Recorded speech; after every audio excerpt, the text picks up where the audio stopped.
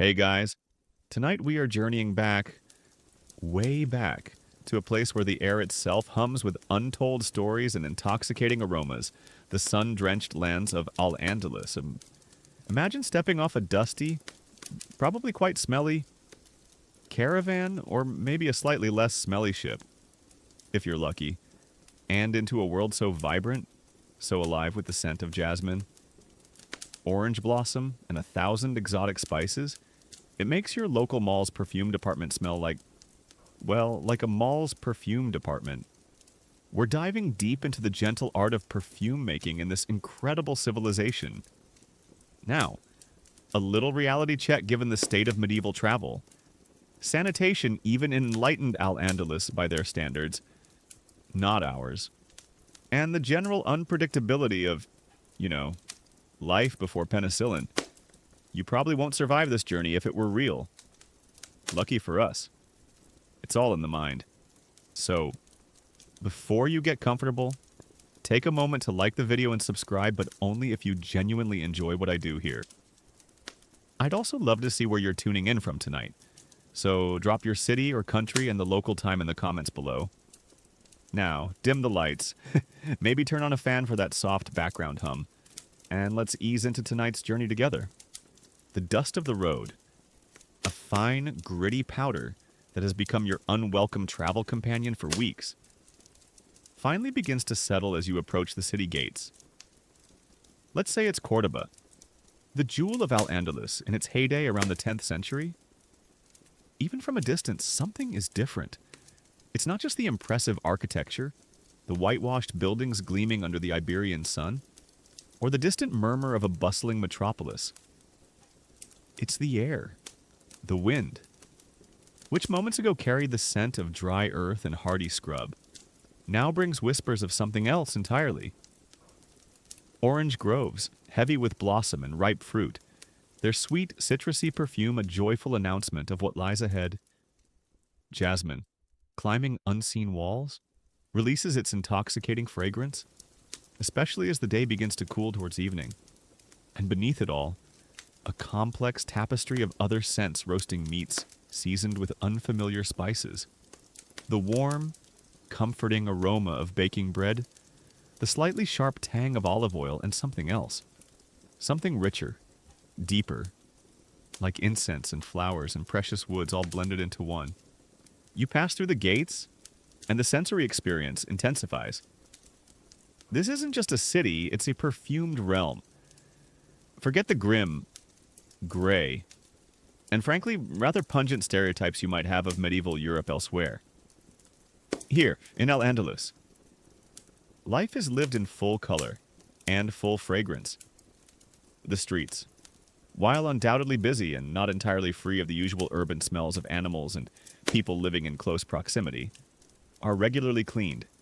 Water, a precious commodity managed with ingenious systems of irrigation and aqueducts, is used generously, not just for drinking and agriculture, but for hygiene. You see fountains in courtyards, their splashing water cooling the air and carrying the scent of the damp earth and surrounding plants. People you pass on the street don't have that, well, let's call it an unfiltered human aroma that you might expect from a history book. Instead, there's a subtle waft of something pleasant. Perhaps it's rose water, or a hint of musk, or the clean scent of sandalwood. Their clothes, often made of fine linen or cotton, seem to carry a light fragrance, as if stored with scented sachets. It dawns on you that perfume here isn't just for the fabulously wealthy, a tiny vial of precious liquid dabbed on for special occasions. It's woven into the very fabric of daily life, an accepted, expected part of personal grooming and the ambiance of one's surroundings. This was a society that took its cleanliness seriously. Al-Andalus was renowned for its public bathhouses, or hammams, where citizens could cleanse themselves with soaps often scented with herbs and oils. This emphasis on hygiene was a far cry from the bathing once-a-season approach that, let's be honest, was probably common in other parts of the continent at the time. No wonder they smelled nicer. You notice the shops, alongside the merchants selling silks, ceramics, and intricate metalwork. There are the Ataran, the spice merchants and perfumers. Their stalls are a feast for the eyes and the nose mounds of colorful spices, dried flowers and herbs, mysterious resins and gums, and rows of small, elegant glass or earthenware bottles containing fragrant oils and waters. The air around these shops is thick with a heady blend of aromas, a sort of olfactory symphony that draws you closer. You might see a perfumer at work, carefully measuring ingredients with a small brass scale, or expertly blending oils in a marble mortar. It's clear this is an art form, a respected craft demanding knowledge, skill, and a highly developed sense of smell. It's less ode to whatever celebrity just launched a fragrance and more essence of a civilization. The importance of scent in Al-Andalus goes beyond mere aesthetics or a desire to smell pleasant, though those are certainly part of it. Fragrance has deeper cultural and religious significance. Cleanliness is paramount in Islam, and fragrant ablutions are part of religious observance.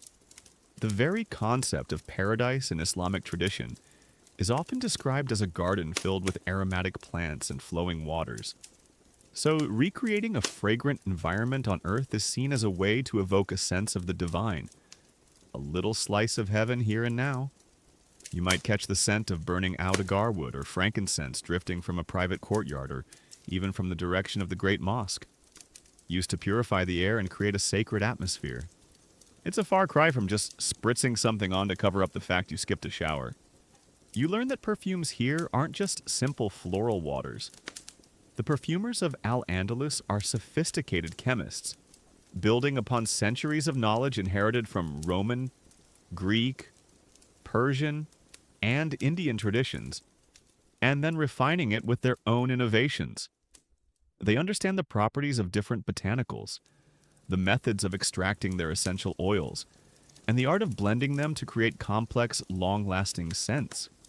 They work with a vast palette of ingredients, many of which have arrived in Al-Andalus through the extensive trade routes that connect this vibrant hub to the far corners of the known world musk from Tibet. Ambergris from the ocean, sandalwood from India, cinnamon from Sri Lanka, cloves from the Spice Islands, and roses from Persia. Historians still argue whether the intricate recipes for complex perfumes, like the highly prized Gallia, were strictly guarded secrets of a few elite perfumers, or, if simpler, more accessible versions were commonly concocted in households using locally available herbs and flowers. Gallia itself was a legendary concoction, often a potent blend of musk, ambergris, and oud, so luxurious and sought after that it was worth its weight in gold. Sometimes quite literally. Imagine a perfume so exclusive, so potent, that owning a small vial was a significant status symbol, a testament to one's wealth and refined taste. That's the kind of high-end perfumery that existed alongside the more common rose and orange blossom waters. As dusk begins to settle over Cordoba, the city doesn't quiet down, it merely shifts its rhythm. The air cools, and new scents emerge. The sharp, green fragrance of freshly watered gardens, the sweet smoke from charcoal braziers cooking evening meals, and always that undercurrent of jasmine and orange blossom. Perhaps even more potent now as the flowers release their perfume into the night air. You see homes where ornate incense burners, or mabkaras, are lit, their fragrant smoke curling out through intricately carved wooden screens, scenting the street outside. It's a far cry from plugging in an artificial air freshener that smells vaguely of ocean breeze or spring meadow cooked up in a lab. This is organic, complex, and deeply embedded in the culture. You realize that to understand Al-Andalus, you must understand its relationship with scent. It's a silent language, communicating messages of beauty, cleanliness, spirituality, and status. It's an art form, a science, and a daily pleasure. And you've only just begun to scratch the surface of this fragrant world. The gentle art of perfume making here is not just a craft, it's a testament to a golden age of civilization, where beauty and intellect walked hand in hand, leaving a scented legacy that would subtly perfume the world for centuries to come. You're still wandering. Metaphorically, of course, through the fragrant streets of Cordoba. perhaps a little dazed by the sheer olfactory richness of it all. The air, thick with jasmine, citrus, and exotic spices. The sight of those Ataran with their mysterious bottles and powders. The pervasive sense that smelling good is just normal. It makes you wonder, doesn't it? How did this level of sophistication come to be? It's not as if a memo went out across the Iberian Peninsula saying, "Okay, everyone, from Tuesday, we're all going to smell amazing." This profound appreciation for the art of perfume, this deep-seated understanding of its myriad complexities, isn't an overnight sensation. No. The fragrant soul of Al-Andalus was nurtured by roots reaching far back into the ancient world, drawing wisdom from civilizations that had long since turned to dust, yet whose scented whispers still lingered. Imagine for a moment that you could trace these fragrant threads back to their origins. Your first stop would undoubtedly be ancient Egypt, a civilization obsessed with scent, both in life and in death. For the Egyptians, perfume wasn't just a cosmetic. It was sacred, a bridge to the divine. They believed that a pleasant aroma signified the presence of the gods, and their temples were perpetually wreathed in the smoke of incense, most famously kiffi. This wasn't your average incense stick from a head shop. Kiffi was a complex compound, a recipe of 16 or more ingredients, including things like myrrh, frankincense, juniper, cinnamon, spikenard, and honey, all meticulously ground and blended. The exact recipes were closely guarded secrets, sometimes inscribed on temple walls for only the priest to see. Revealing them, let's just say it was probably a career-limiting move, possibly even a life-limiting one. The Egyptians used fragrant unguents and oils extensively on their bodies, believing they were cleansing and purifying. And, of course, their expertise in embalming meant that even their mummies were often better perfumed than some living folks in later, less fragrant eras. They knew a thing or two about preservation, and that included the preservation of scent through resins and oils. While their extraction methods were simpler than what you'd find later in Al-Andalus, often involving steeping botanicals in fat or oil, a process called maceration, or a basic form of enfleurage, they laid crucial groundwork. Then, you'd follow the scent trail as it wafts across the Mediterranean to ancient Greece and Rome. The Greeks, initially a bit more restrained, learned much from the Egyptians. Thinkers like Theophrastus, a student of Aristotle, even wrote a treatise called On Odors, one of the earliest scientific attempts to categorize and understand plant aromas and the basics of perfume making. He meticulously documented various aromatics and early extraction techniques. But it was the Romans who really took the idea of perfume and ran with it. Or rather, bathed in it, doused themselves in it, and probably tried to make their horses wear it. If the Egyptians were about sacred scent, the Romans were about sheer, unadulterated, sometimes over-the-top fragrant indulgence. Public baths were an institution, and after a good steam and scrape, one would be anointed with scented oils. Perfume was used to scent homes, clothes, and even public fountains on festive occasions. It's said that during lavish banquets, hosts would have perfumed water sprinkled on their guests, or rose petals rained down from the ceilings. One historical fact that always stands out is the sheer quantity of aromatics, particularly frankincense and myrrh, that Rome imported from Arabia and Africa. These weren't just for quiet temple offerings, they were consumed voraciously for public spectacles, private luxury, and even medicinal purposes, making the incense trade incredibly lucrative.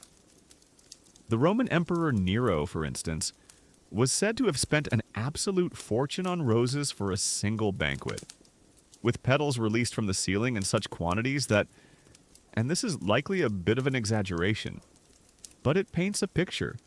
Some guests were supposedly smothered, enough fragrant excess to make even a modern-day beauty influencer blush. The Romans also advanced the technology of perfume storage with their mastery of glassblowing, creating beautiful, non-porous containers that preserved delicate scents far better than the earlier terracotta or alabaster vessels. Now, Shift your gaze eastward to Persia, a land with an ancient and deeply refined perfume culture that would become a pivotal influence on the Islamic world. And by extension, Al-Andalus, the Persians, renowned for their luxurious courts and exquisite gardens, cultivated flowers specifically for their fragrance. Roses were a particular passion. Imagine vast rose gardens, their perfume so intense it could be detected for miles. They are often credited with mastering, or at least significantly advancing, the art of extracting rose water and the incredibly precious attar of roses. While historians still argue whether the specific techniques for steam distillation, attributed to later Islamic scholars like Avicenna, were entirely novel inventions or significant refinements of much older, perhaps Alexandrian or even earlier, cruder distillation practices. There's no doubt that Persia was a hotbed of aromatic innovation. Persian poetry is rich with imagery of fragrant gardens, roses, and nightingales, weaving perfume into the very soul of their cultural expression. Their strategic position along the Silk Road also meant they were a conduit for exotic aromatics from India and the Far East.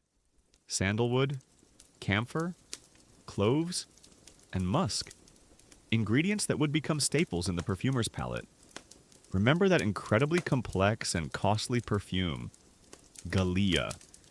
We touched upon in Cordoba the philosophy behind such intricate blends, balancing multiple potent ingredients to create a harmonious whole, echoes the sophisticated blending traditions seen in both Egyptian kaifi and the rich, layered perfumes of Persia. So, how did all this ancient knowledge, Egyptian sacred rituals, Greek botanical studies, Roman extravagance, and Persian refinement find its way into the workshops of those Andalusian Ataran? It wasn't a direct download. Obviously, it was a slow, organic process of transmission.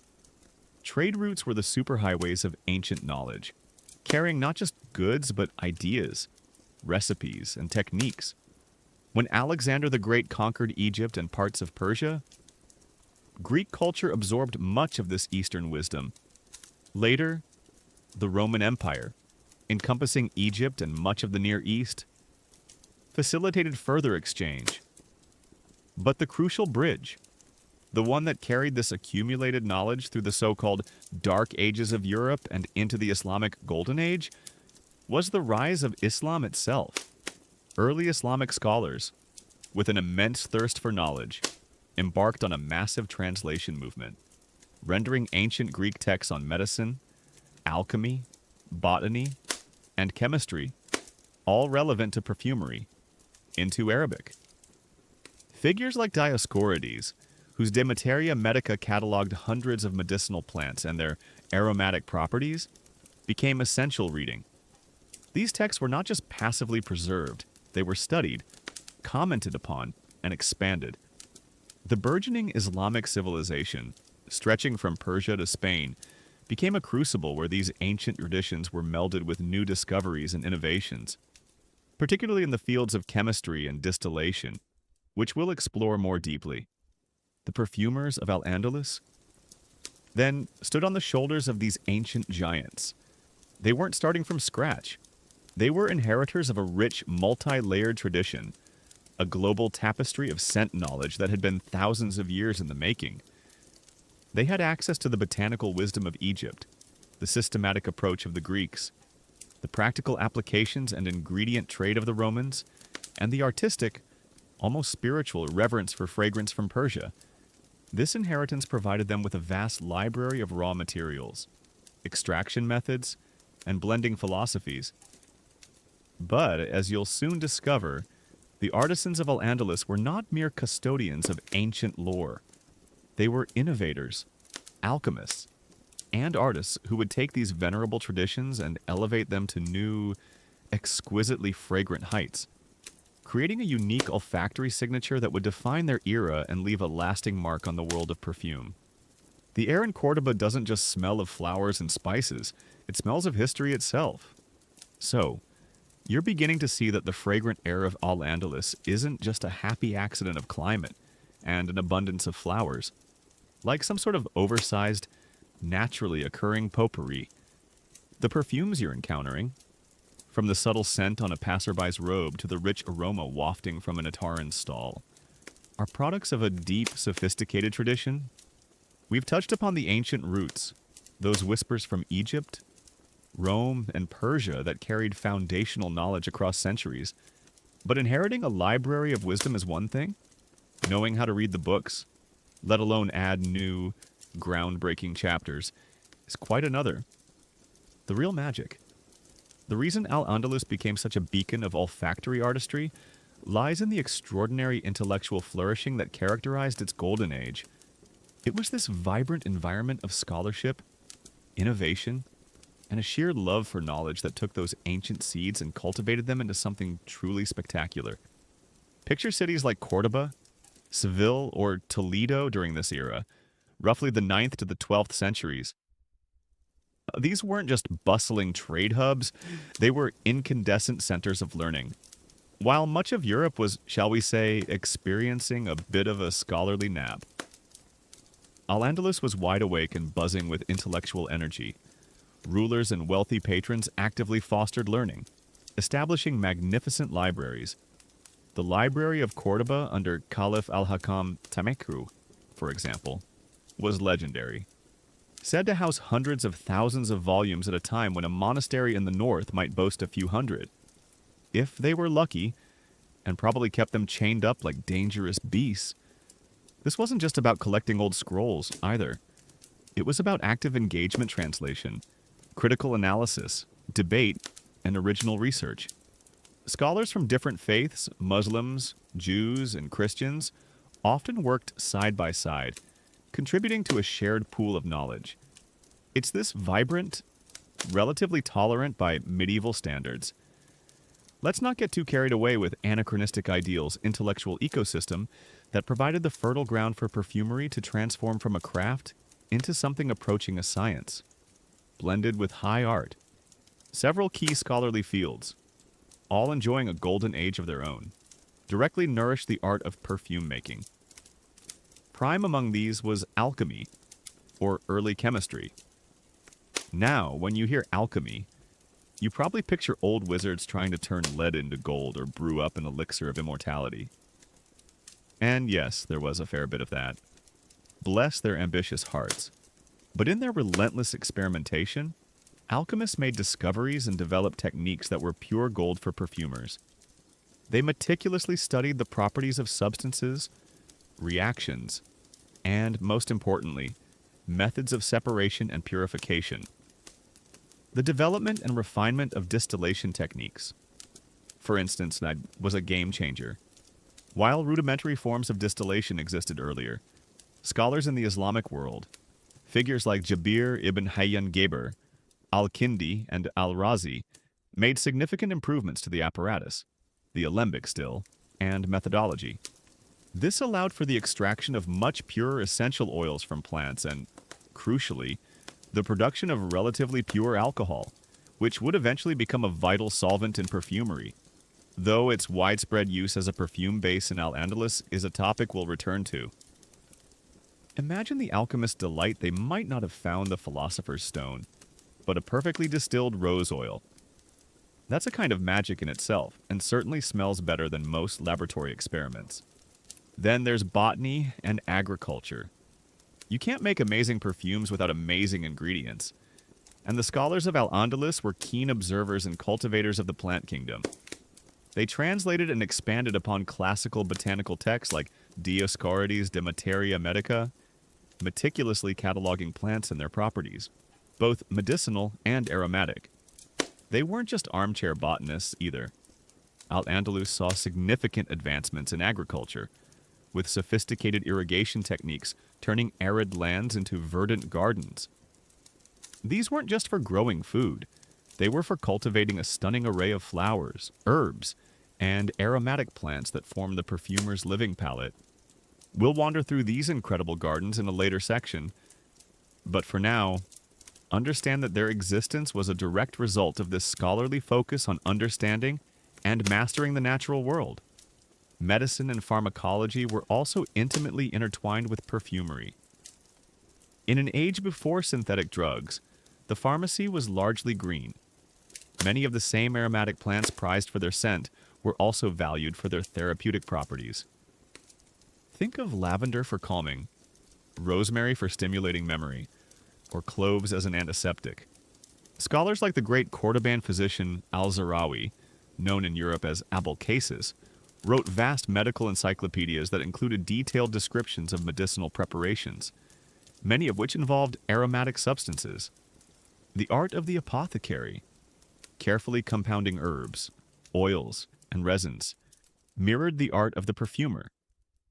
Both required a deep understanding of materials, solvents, and the subtle alchemy of blending. Some alchemists even believed that through distillation, they could capture the quintessence or soul of a plant, its purest aromatic and medicinal essence. This wasn't just about smelling nice, it was about capturing a life force, imbuing the resulting oil with an almost mystical aura. Whether these quintessences actually cured ailments or just made people feel delightfully fragrant and thus, perhaps a bit better, is a gentle debate for the ages. One can imagine a medieval physician prescribing a particularly lovely floral water, and the patient thinking, well, even if this doesn't cure my ague, at least I'll smell fabulous in my sickbed. The knowledge generated in these fields wasn't locked away in ivory towers, or rather, minareted scholarly retreats. The translation movement, which brought Greek, Persian, and Indian texts into Arabic, continued to fuel intellectual life. Andalusian scholars didn't just act as passive conduits, they added their own extensive commentaries, corrections, and original works. These texts, painstakingly copied by scribes, circulated among the learned, and while it's true that literacy wasn't universal, this burgeoning body of knowledge did filter outwards. Historians still argue whether the sophisticated chemical knowledge developed by scholars in major centers like Cordoba directly and quickly influenced the practices of everyday perfumers in the souks, or if there was a significant lag or disconnect between theoretical advancements and artisanal application. However, it's hard to imagine that in such a scent-conscious society, where Ataran were respected artisans, there wasn't at least some cross-pollination of ideas, perhaps through apprenticeships, shared suppliers of raw materials, or even just the general cultural osmosis of living in such an innovative environment. This intellectual dynamism was coupled with a cultural milieu that deeply valued beauty, refinement, and the pleasures of the senses. Poetry, music, art, and elegant living were hallmarks of Andalusian high society. Perfume was an integral part of this refined lifestyle, a personal adornment as essential as fine clothing or jewelry. The caliphs, emirs, and wealthy elite were not just consumers, but often enthusiastic patrons of the perfumer's art, driving demand for ever more exquisite and innovative fragrances. This created a virtuous cycle. Scholarly advancements provided new tools and understanding. Skilled artisans applied this knowledge to create beautiful products, and a discerning clientele appreciated and rewarded their efforts. It was, in essence, the perfect storm for an olfactory revolution. The glow of this golden age didn't just illuminate minds with philosophy and science. It cast a fragrant aura that elevated the simple act of smelling good into a sophisticated art form, one that Al-Andalus would master and share with a world desperately in need of a little more sweetness. All right. So we've established that Al-Andalus was a buzzing hub of intellectual activity, where scholars and alchemists were busy unlocking the secrets of matter, including the very essence of scent itself, like some kind of medieval CSI fragrance unit. They had the brains, the techniques were evolving, and there was a culture that adored smelling divine. But even the most brilliant perfumer, the most innovative alchemist, can't conjure exquisite aromas out of thin air, or, just really well-organized dust bunnies. They needed raw materials, the actual botanicals, resins, and other exotic treasures that form the building blocks of perfume. And this is where the strategic position and vibrant trade networks of Al-Andalus truly shine, transforming its cities into aromatic melting pots. veritable spice racks for the entire known world. Imagine your local high-end department store's perfume haul, then multiply the exoticism by 1,000 and remove all the synthetic stuff. That's getting close. Al-Andalus, nestled at the western edge of the Islamic world, was a critical nexus for trade. Its ports on the Mediterranean bustled with ships arriving from Egypt, the Levant, and beyond, while overland caravan routes connected it to the riches of North Africa and, indirectly, the far-flung empires of the East. Think of cities like Almeria, Malaga, or Seville as ancient FedEx hubs, though perhaps with slightly longer delivery times and a higher chance of your package being commandeered by particularly enterprising pirates. These weren't just sleepy little fishing villages. They were cosmopolitan centers where merchants from diverse lands converged, bringing with them not just silks, ceramics, and metalwork, but a dazzling array of fragrant goods that would make any Ateran's heart beat a little faster. The souks, those labyrinthine marketplaces you're picturing, would have been an assault on the senses in the best possible way. A riot of color, sound, and, of course, smell, with the stalls of the spice merchants and perfumers radiating an almost magnetic olfactory pull. Let's talk about what was actually arriving on these ships and caravans, these precious aromatic immigrants. First, you have the spices, the rock stars of the medieval culinary and perfume world. Cinnamon, with its warm, sweet, woody scent, would have journeyed all the way from Sri Lanka. Cloves, those intensely aromatic dried flower buds, embarked on an epic voyage from the Moluccas, the legendary spice islands in present-day Indonesia. A journey so long and perilous, it's a wonder they didn't charge by the individual clove. Cardamom from India, with its complex, slightly camphoraceous and citrusy notes. Black pepper, also from India, adding a surprising piquant kick to certain blends. And nutmeg and mace, two distinct spices from the same fruit, hailing from the Banda Islands. These weren't just for flavoring your tagine, though they certainly did that beautifully. In perfumery, these spices added warmth, depth, and an exotic spark, used judiciously to create intriguing and memorable compositions. The carbon footprint on some of these tiny ingredients must have been astonishing, even if they measured it in camel miles rather than air miles. Then come the resins and gums, the ancient soul of incense and a key component in many perfumes for their fixative properties, helping those more volatile scents stick around a bit longer. Frankincense and myrrh, those classic biblical aromas, were still in high demand, transported from the arid lands of southern Arabia and the Horn of Africa. Their balsamic, slightly citrusy frankincense and earthy, bitter myrrh notes had been perfuming temples and homes for millennia. Benzoin, a sweet, vanilla-like resin, trickled in from Southeast Asia, while storax, sent with its leathery, floral scent, came from Anatolia and the Levant. Galbanum, a green, earthy, and somewhat challenging aroma, was sourced from Persia and Central Asia. These resins, often arriving as hardened tears or lumps, would be carefully sorted, graded, and then either burned as incense or processed for their aromatic extracts. And oh, the precious woods sandalwood, primarily from India, with its creamy, soft, and incredibly tenacious woody fragrance, was a cornerstone of many perfumes, valued for its calming and sacred associations. But the true king of aromatic woods, the one that could make a perfumer's eyes light up and a wealthy patron's purse significantly lighter, was agarwood, or oud. This wasn't just any wood. Oud is formed when certain species of Aquilaria trees, found in Southeast Asia and parts of India, become infected with a particular type of mold. The tree responds by producing a dark, dense, fragrant resin within its heartwood. Finding and harvesting this resin-impregnated wood was, and still is, a difficult and often unsustainable process, making genuine oud incredibly rare and costly. Its scent is phenomenally complex. Woody, smoky, animalic, sometimes a bit medicinal, deeply resonant and almost primal. It was and remains a legendary ingredient, a true luxury good, perhaps the most intriguing and for some most challenging category of imported aromatics were the animalic products. These substances derived from animals possessed incredibly powerful and often initially startling scents, but in minute quantities, they could add an unparalleled depth, warmth, and staying power to perfumes, acting as potent fixatives.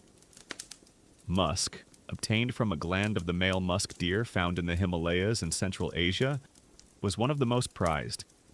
Its scent is complex, slightly sweet, and profoundly animalic, and yes, the deer was typically killed to obtain the musk pod. So let's just say the deer probably wasn't a huge fan of its contribution to high fashion. Ambergris, another legendary fixative, was a substance with a truly bizarre origin story. For centuries, people found this waxy, grayish material washed up on ocean shores and had no idea where it came from. Theories abounded. Was it solidified sea foam, petrified bird droppings, or, my personal favorite, dragon's spittle? The truth that it's a secretion from the digestive system of sperm whales was perhaps even stranger.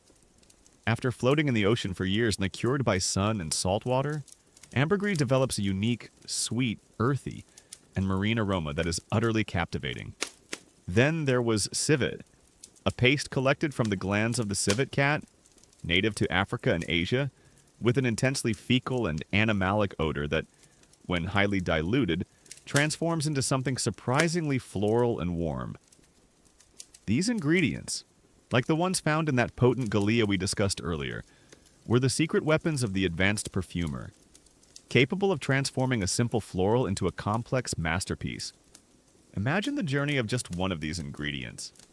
Say, a batch of cloves, harvested on a tiny island in Indonesia, dried, then sold to a local trader, then to a larger merchant who consolidates goods for a perilous sea voyage to India or Sri Lanka.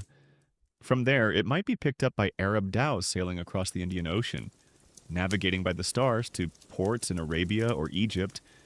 Then, it's transferred to camel caravans for a long, dusty trek across North Africa, or perhaps shipped again through the Mediterranean, finally arriving in a port like Almeria, to be taxed, sold to an importer, and then distributed to the Ateran in Cordoba or Granada, each step added to the cost and the mystique. This incredible influx of global botanicals and rare substances provided Andalusian perfumers with an unprecedented palette. Historians still argue whether the average Andalusian perfumer had direct access to information about the distant origins and specific harvesting methods of these exotic ingredients, or if they primarily relied on the descriptions and quality assessments provided by the importing merchants. Regardless, they learned to expertly incorporate these far-flung treasures into their creations, blending the familiar scents of local orange blossom and jasmine with the exotic allure of Indian sandalwood, Somali frankincense, or Himalayan musk. This access to global ingredients was a key factor that allowed the perfumers of Al-Andalus to not only master the traditions they inherited, but also to innovate, creating fragrances that were richer, more complex, and more captivating than anything the Western world had smelled before. The world was quite literally coming to their doorstep, one fragrant package at a time. You're standing in our shared imagination, amidst the vibrant souks of Al-Andalus, surrounded by the heady aromas of those exotic spices, resins, and woods we talked about, shipped in from the furthest corners of the known world. You've seen how the intellectual ferment of the Golden Age created a society that not only appreciated beautiful scents, but also had scholars delving into the very nature of matter and plants. But how do you get from a pile of delicate jasmine petals, a rough lump of frankincense, or a handful of fragrant sandalwood chips to the exquisite, nuanced perfumes that grace the skin and homes of the Andalusians? It's not just a matter of chucking them all in a pot and hoping for the best. You need technology, you need chemistry, you need fire, water, and the almost magical process of distillation, refined and perfected in the alchemist's workshops and perfumers' dens. Before the widespread adoption of advanced distillation, extracting scents from plants relied on older, often less efficient methods, some of which we brushed upon when we visited ancient Egypt and Rome. Think of maceration, where you'd steep plant materials in warm oils or fats, coaxing the aromatic compounds to dissolve. Or enfleurage, a painstaking process usually reserved for the most delicate flowers, where petals were laid out on trays of purified fat, which would slowly absorb their scent over days or weeks, the spent petals being replaced with fresh ones until the fat was saturated. These methods produced fragrant pomades and oils. Certainly, but the scent was often heavy, diluted by the base material, and sometimes didn't capture the true brightness of the flower. Plus, fats could go rancid. Not exactly the long-lasting, fresh aroma you're hoping for when you're trying to impress at the caliph's court. There had to be a better way to capture the pure soul of a scent. Enter the alchemists and chemists of the Islamic world, the true pioneers of olfactive extraction. Building on earlier, rudimentary distillation setups from Hellenistic Alexandria and elsewhere, they refined the apparatus and the methodology into a sophisticated science. The star of this show was the alembic still. Picture it a rounded flask, often made of glass or ceramic, called the cucurbit. Sitting over a carefully controlled heat source, this was where your aromatic plant material and water would go. On top of this sat the still head, or cap, a dome-like structure with a downward sloping tube. The swan's neck, or condenser, which might pass through a cooling water bath. As the mixture in the cucurbit heated, steam would rise, carrying the volatile aromatic compounds from the plant material. This fragrant steam would then travel into the cooler still head and condenser tube, where it would transform back into liquid, dripping steadily into a receiving flask. Drip, drip, drip. It was a slow, patient process, probably requiring a lot of careful watching, like waiting for water to boil, but in reverse, and with a much better smelling outcome. It's like watching paint dry, but the paint smells amazing. Key figures, whose names we've heard in the context of their broader scholarly contributions, were instrumental here. Jabir ibn Hayyan, often called the father of Arab chemistry, laid much of the groundwork with his systematic approach to chemical experimentation and detailed descriptions of apparatus. Al-Kindi, the 9th century philosopher, polymath, and all-around smart guy from Baghdad whose works were avidly studied in Cordoba's libraries, wrote a seminal book specifically on perfumes and distillations.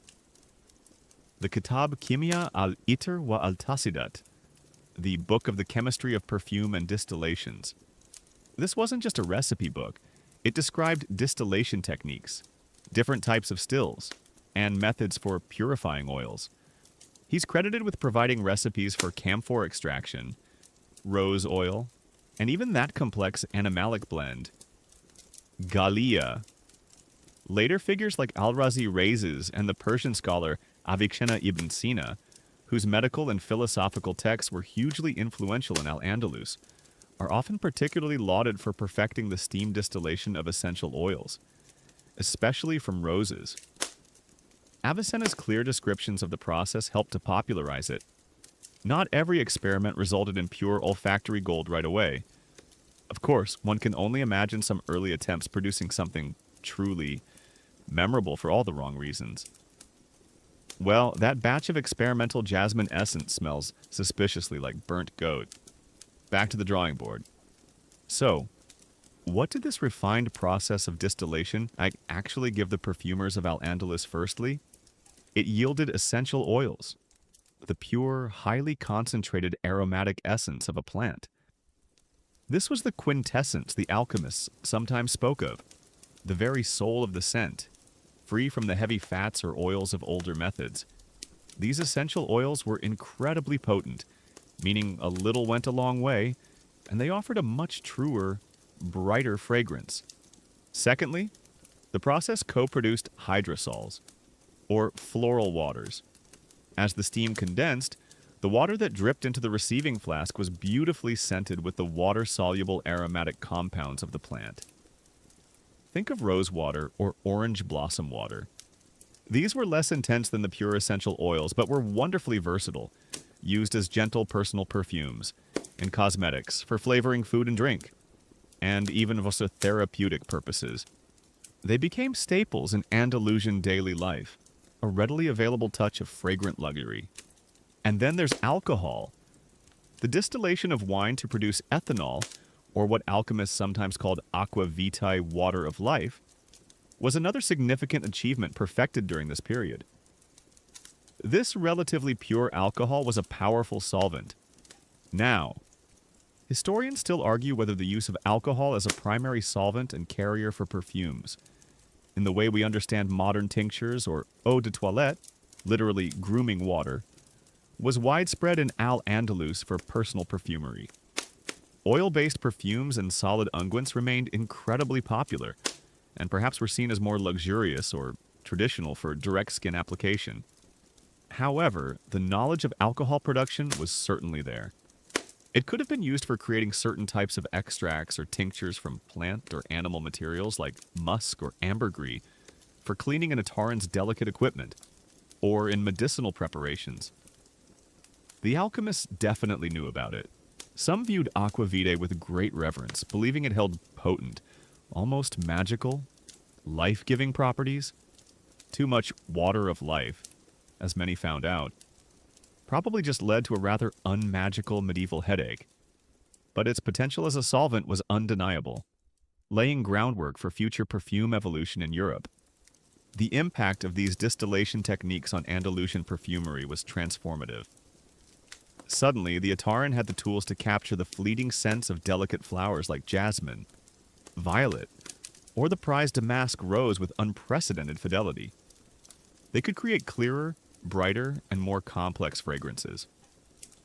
This spurred innovation, allowing for a wider range of perfume types and more sophisticated blends. Imagine the perfumer's workshop, the gentle bubbling of several alembics over slow fires, the air thick with the scent of whatever precious botanical was undergoing its fragrant transformation, the careful collection of those precious aromatic drops. It was a laboratory and an artist's studio rolled into one, and the applications of distillation went far beyond perfumery. It was fundamental to alchemical experiments aimed at purifying substances, to the creation of potent herbal extracts for medicine, and even to the production of certain acids and other chemical compounds. The alembic still wasn't just a perfumer's tool, it was a cornerstone of the burgeoning chemical sciences.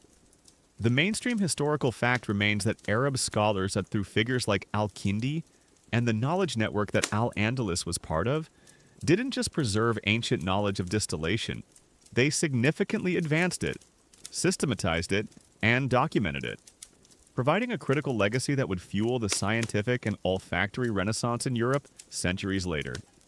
The fire of the alchemist's furnace didn't just aim to turn lead into gold, it managed to turn simple flowers into liquid poetry.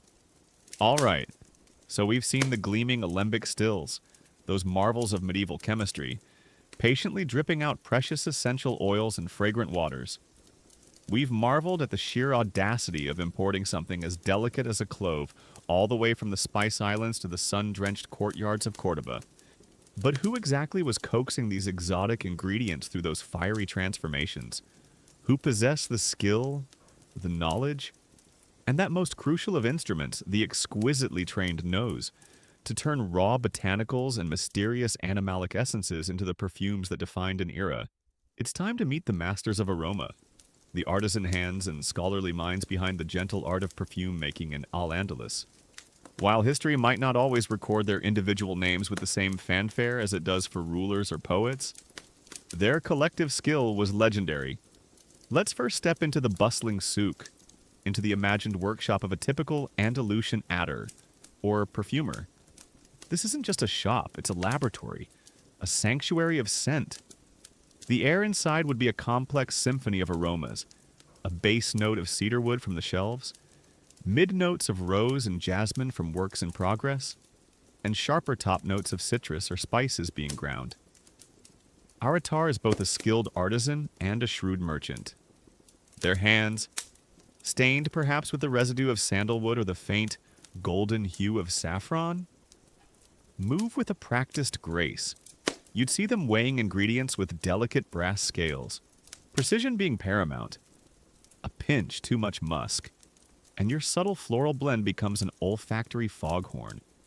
Too little ambergris, and your carefully constructed masterpiece might fade before lunchtime.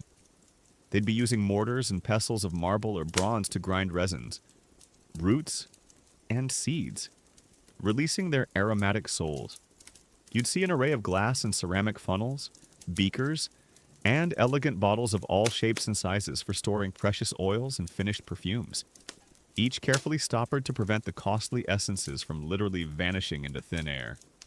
The knowledge these Ateran possessed was often a closely guarded secret, passed down through families or from master to apprentice over many years. Imagine the scene: a young apprentice, eyes wide, carefully observing the master at work, learning not just the recipes but the feel, the intuition, the almost alchemical understanding of how different scents interact, how they evolve over time on the skin or in a room. It's said that some perfumers developed such incredibly sensitive noses that they could identify not just every single ingredient in a complex blend, but perhaps even the specific region an ingredient hailed from, or the season it was harvested. Much like a modern-day wine sommelier can wax lyrical about terroir and vintage, their olfactory memory would have been a vast internal library of scents. Forget Grandma's secret cookie recipe. Some of these perfume formulas were so valuable that sharing them might invite more than just a stern talking to. Perhaps a rival perfumer might accidentally switch your prized Damascus rosewater with that experimental goat-scented water we joked about earlier. The competition could be fragrant but fierce. While many of these daily working perfumers remain anonymous to us centuries later, we do know of scholars whose work directly illuminated and advanced the art. We've mentioned Al-Kindi before, that 9th century Baghdad-based polymath whose writings were eagerly consumed in Al-Andalus. His Kitab Kimya al-Itr wa al-Tas'idat book of the chemistry of perfume and distillations is a treasure. It's not just a theoretical treatise. It's a practical manual containing over 100 recipes. This is a mainstream historical fact that underscores the sophistication of the era. He details methods for creating fragrant oils, salves, aromatic waters, and even less expensive imitations of extremely costly perfumes, showing a keen understanding of both the chemistry and the economics of scent. He wrote about the distillation of rose oil, the extraction of camphor, and provided multiple recipes for Gallia, that legendary and complex perfume often based on musk and ambergris. His work demonstrates a clear, systematic approach, applying chemical principles to the perfumer's art. Then there's Abu al-Qasim al-Zahrawi, known in Europe as Abul Qasis, the brilliant 10th century Cordoban surgeon and physician to the Caliph. While his fame rests primarily on his monumental medical encyclopedia, Al-Tasrif Liman Ajaza an Al-Talif, the method of medicine for those who cannot compile a book for themselves. Quite a title. Huh. One section of this vast work was dedicated to what we might now call cosmetology, or Adwiyat al-Zina, medicaments of beauty. In this part, Al-Zahrawi discussed the preparation of perfumes, scented oils, incense, and even things like underarm deodorants, hair care products, and early forms of scented lozenges or sticks used to perfume clothes or linen, which he called lafayef. He described techniques for distillation, sublimation, and the pressing of oils. This is incredibly significant because it shows the close link between medicine, pharmacy, and perfumery. Smelling good wasn't just vanity, it was often seen as part of good hygiene and well-being. Al-Zahrawi's inclusion of these topics elevates them to a subject worthy of serious scholarly attention. The lines between alchemist, chemist, physician, and perfumer were often wonderfully blurry during this period. Alchemists, in their quest for transmutation or the elixir of life, were masters of distillation and extraction, skills directly transferable to creating potent essences. One can imagine them, one day deep in arcane experiments trying to unlock the secrets of the universe, and the next, perhaps applying that same focused intensity to producing an exquisitely pure jasmine, absolute for a wealthy patron, or maybe even for the caliph's own household. Talk about multitasking. Today, we conquer mortality tomorrow. We make the emir's wife smell like a celestial garden. Historians still argue whether prominent scholars known for their work in medicine or alchemy, like Al-Zarawi or Al-Kindi, personally engaged in the commercial production and sale of perfumes in the souks, or if their writings primarily served as theoretical and technical guides for a separate class of artisan perfumers. The Ataran who did the day-to-day blending and selling? It was likely a mix. Some scholars might have produced exclusive creations for elite patrons, while their published works certainly would have disseminated knowledge, even if indirectly, to a wider circle of practitioners eager to refine their craft. The status of these masters of aroma could be quite high, especially those who gained favor with the court or wealthy households. Perfumes were significant luxury items, symbols of status, wealth, and refinement. They were frequently exchanged as prestigious gifts in diplomatic circles and among the elite. To be the purveyor of the caliph's favorite scent, or the creator of a unique perfume that became the talk of Cordoba's high society, would undoubtedly bring considerable prestige and, presumably, handsome financial rewards. These weren't just humble shopkeepers. The best of them were respected artists and technicians, guardians of a fragrant heritage and innovators of new olfactory delights, their hands shaping the very scent of a golden age. Their legacy is not so much in grand statues, but in the lingering, evocative power of the perfumes they created, a testament to a time when skill, science, and artistry converged in a perfect, fragrant harmony. We've spent some time with the brilliant minds and skilled hands of Al-Andalus, the alchemists coaxing secrets from their stills, the scholars poring over ancient texts, and the Ataran in their fragrant souk workshops, blending global treasures into olfactory masterpieces. But not every precious ingredient for their perfumes undertook an epic journey across deserts and oceans. Many of the most beloved scents, the ones that form the very heart of Andalusian perfumery, the jasmine that perfumed the Cordoban nights, the orange blossom that sweetened the air of Seville, were cultivated much closer to home in meticulously designed, intoxicatingly fragrant gardens that were far more than just pretty green spaces. These were the living pharmacies of the perfumers, an essential breathing part of the olfactory landscape of Al-Andalus.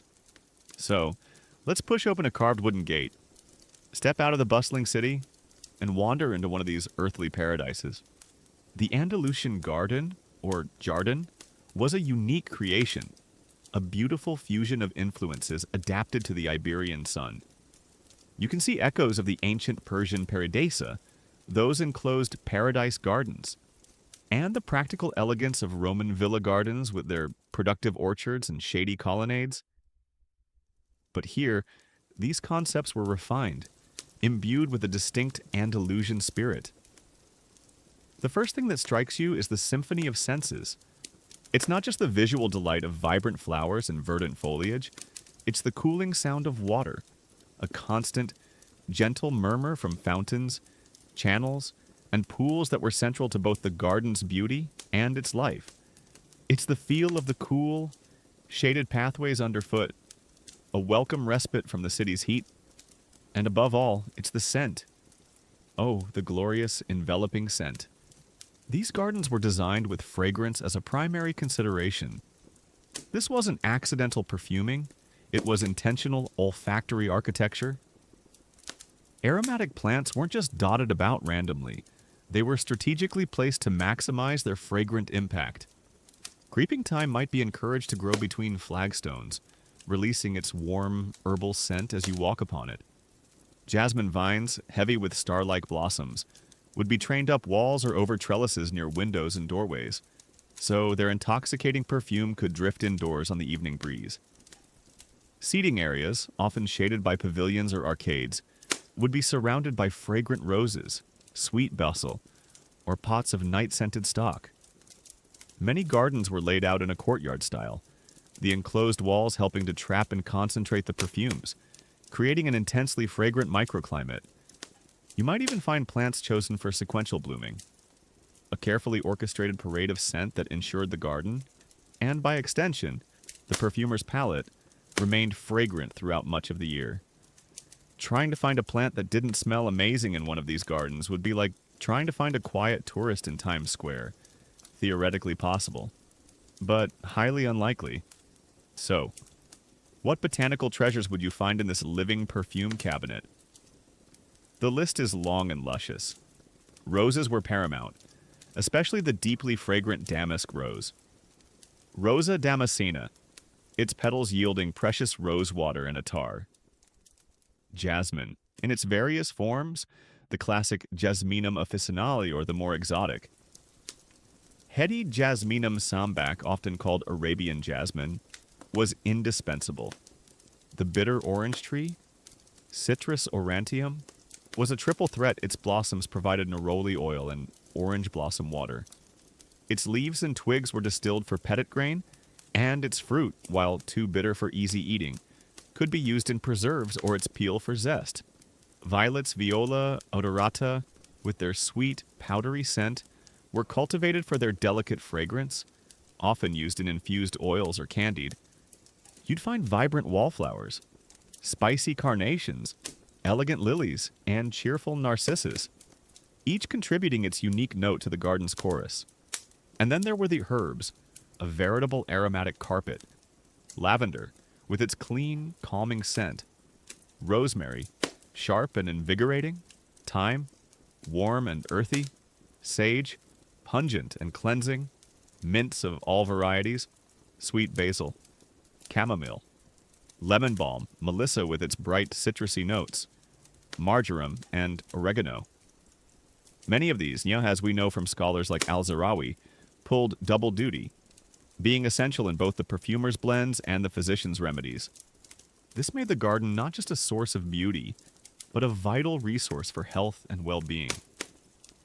Add to this aromatic trees and shrubs myrtle, with its sweet, camphoraceous leaves and flowers, laurel bay for its noble, spicy scent, and cypress trees, their dark forms providing structure and a resinous, slightly smoky aroma.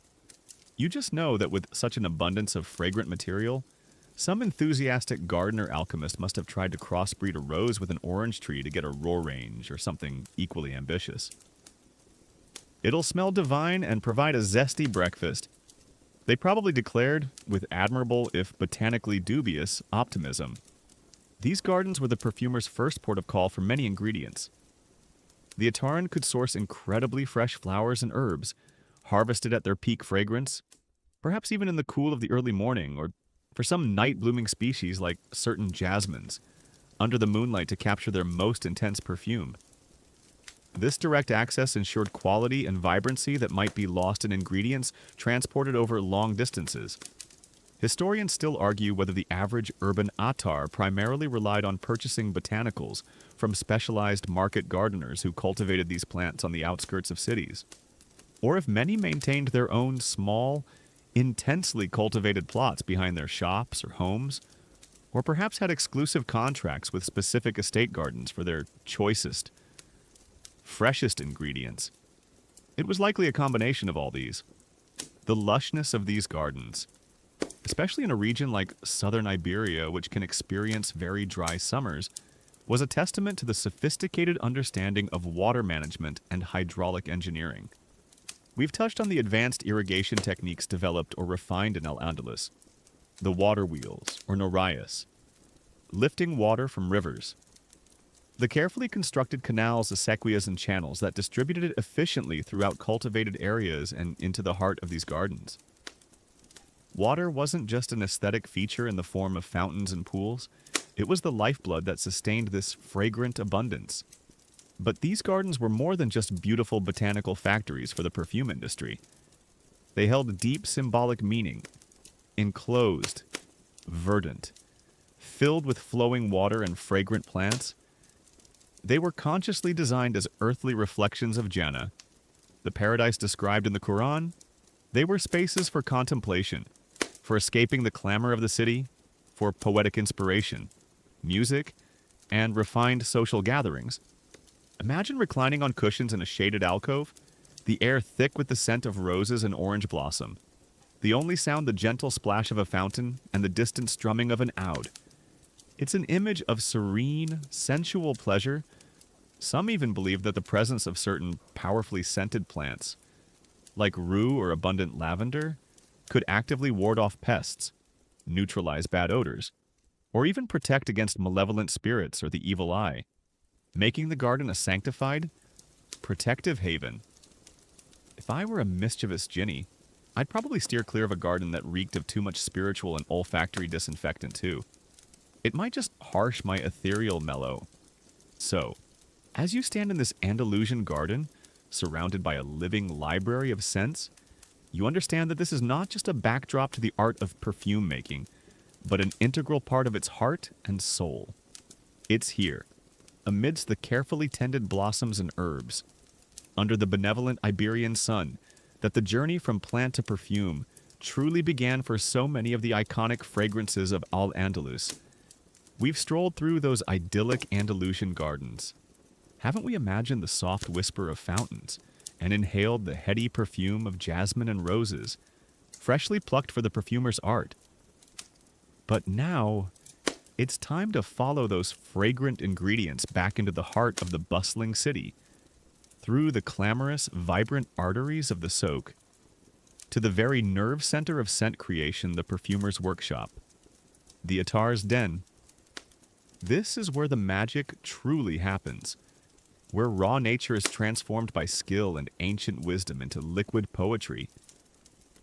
So, take a deep breath, though, honestly, every breath here is an adventure, and let's duck through a low doorway into one of these hidden sanctuaries. From the outside, the shop might be deceptively modest, perhaps a narrow storefront tucked between a silk merchant and a vendor of intricate ceramics. Its presence announced more by the subtle, complex cloud of aromas wafting from within than by any grand signage. Or maybe it's a bit more distinguished, with a carved wooden screen offering tantalizing glimpses of the treasures inside. Either way, the scent is your primary invitation, a fragrant breadcrumb trail leading you to its source. As you step inside, leaving the bright sunlight and the cacophony of the souk behind, your senses are immediately enveloped. The air is thick, but not unpleasantly so. It's a rich tapestry woven from 1,000 different aromatic threads. Imagine the deep, resinous notes of frankincense and myrrh, the warm embrace of sandalwood and cedarwood from the shop's own fittings, the bright zest of dried citrus peels, the powdery sweetness of orris root, the spicy kick of cloves and cinnamon, the lingering floral ghosts of rose and orange blossom, and perhaps, if the attar deals in the truly exotic, the faint intriguing animalic whisper of musk or ambergris, carefully stoppered away. It's like a library where all the books are perfumes, and the air itself is a constantly shifting index.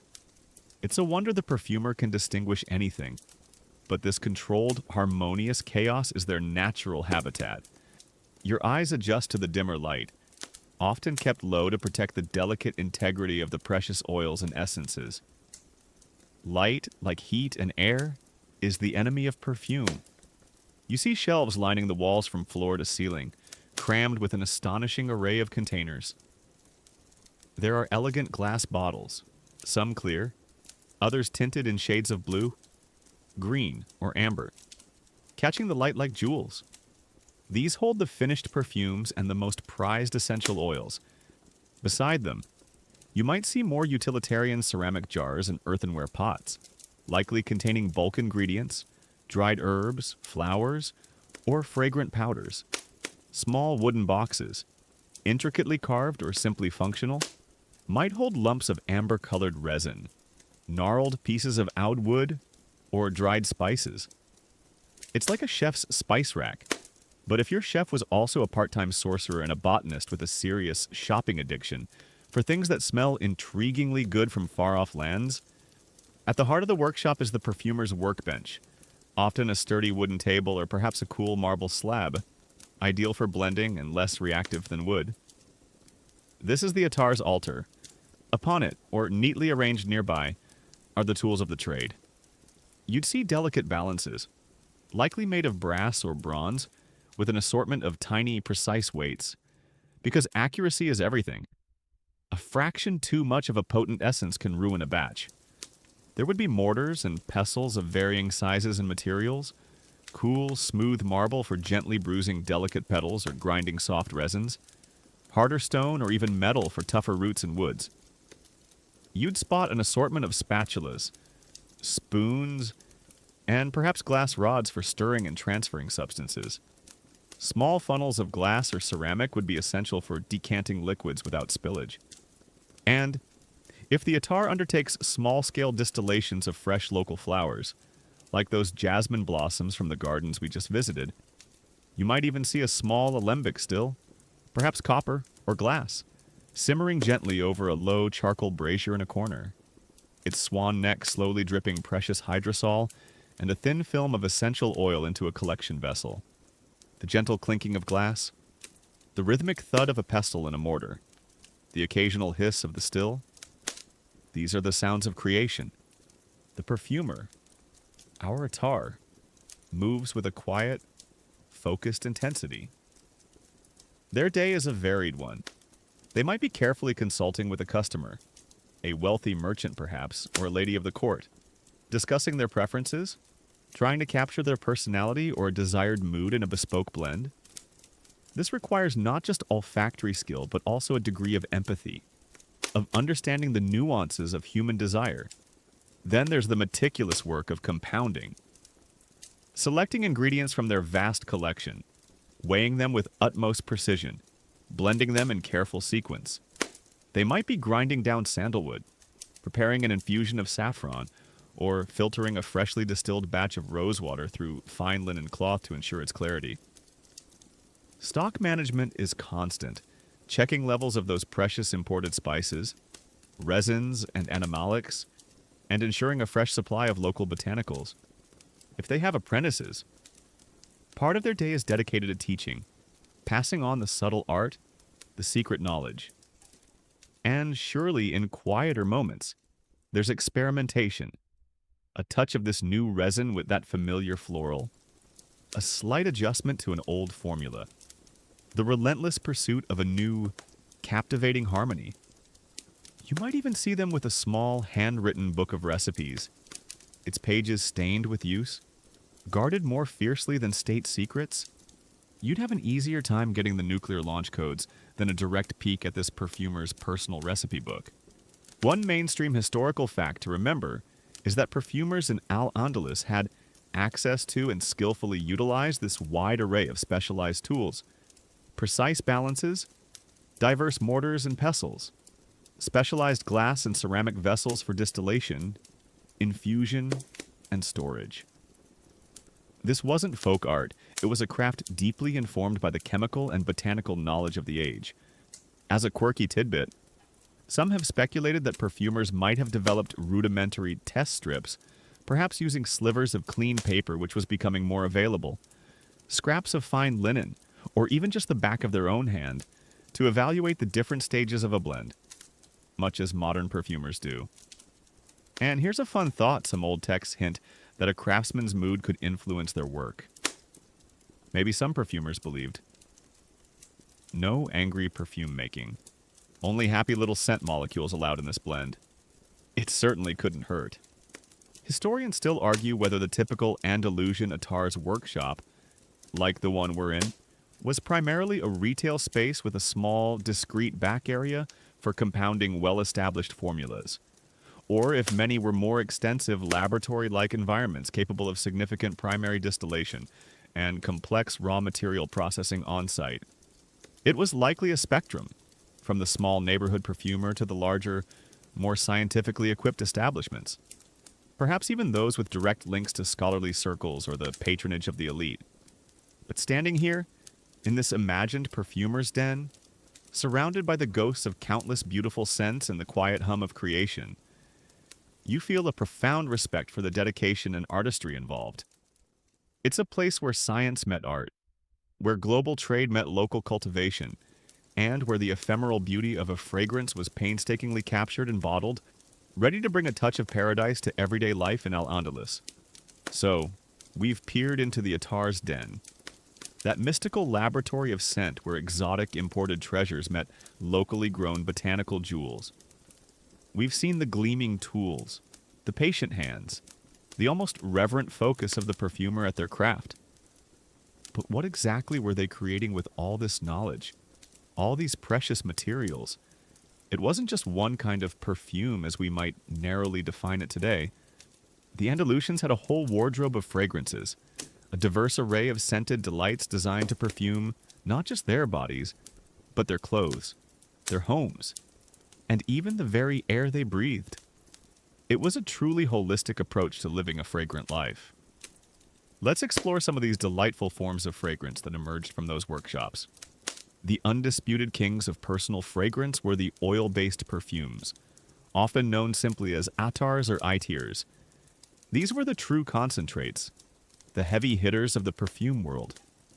Imagine those pure essential oils we talked about, painstakingly distilled from thousands of rose petals or jasmine blossoms, being carefully blended into a carrier oil. This base oil would typically be something relatively neutral in scent, like sesame oil, almond oil, or perhaps a highly refined olive oil, though a really good olive oil has its own lovely peppery scent. So that would have been a consideration.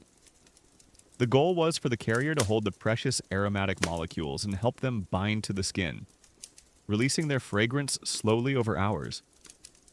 These weren't perfumes you'd spritz with abandon. An attar was applied sparingly, a tiny dab to the pulse points, behind the ears, on the beard, or even a touch in the hair. Think of the legendary Gallia, that potent blend of musk, ambergris, and other rich essences. It would have been an oil-based attar, its power and complexity blooming on the warmth of the skin. Single-note attars, like pure rose or jasmine, were also incredibly popular, showcasing the unadulterated beauty of a specific flower. Then you had solid perfumes, or unguents, a wonderfully practical and enduring form of fragrance. Imagine a base of beeswax, perhaps mixed with other fats or thick oils to achieve the perfect consistency, into which the perfumer would blend essential oils, ground spices, powdered resins, and perhaps even those potent animalic fixatives like musk or ambergris. These solid concoctions, sometimes referred to by names like mucalat when they were complex blends, were often poured into small, ornate pots, carved wooden boxes, or even tiny lockets that could be worn as jewelry. You could easily carry your favorite scent with you, dabbing a little onto your wrists or neck throughout the day. Think of it as the original travel-sized fragrance. No spills in your camel's saddlebag, unless your camel was having a particularly turbulent day, and it probably doubled as a surprisingly fragrant, if somewhat waxy, moisturizer in a pinch, especially in the dry Iberian air. Of course, we can't forget the ubiquitous floral waters, or hydrosols, the gentler sisters of the potent atars. Rose water, Ma el Ward, and orange blossom water, Ma el Zair, were absolute staples in Al-Andalus. These fragrant waters, the co-product of steam distillation, were wonderfully versatile. They were used as light personal perfumes, a refreshing splash on the face and hands, especially in the warm climate. They found their way into skincare routines, valued for their mild, astringent, and soothing properties. They were even used in cooking and to flavor drinks, adding a delicate floral note to sherbets. Sweets and pastries. Imagine a subtly rose-scented almond milk pudding. Homes were freshened with them. Linens were lightly spritzed, and they played a role in religious ablutions, signifying purity. A bottle of rosewater was likely a fixture in almost every household, a simple, everyday luxury. For perfuming larger spaces and creating a truly immersive aromatic atmosphere, there was incense, or bakur.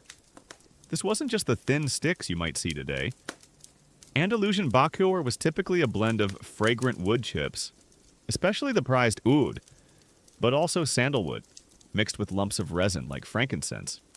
myrrh, or benzoin, and sometimes enhanced with spices or even a few drops of precious essential oils. This mixture would be gently smoldered in a special incense burner called a mabkhara.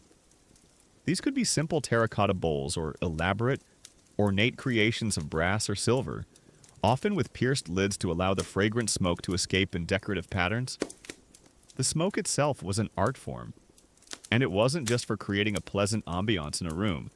A common practice was to perfume clothes by holding them over the smoking mabkhara, allowing the rich, complex aroma to permeate the fabric.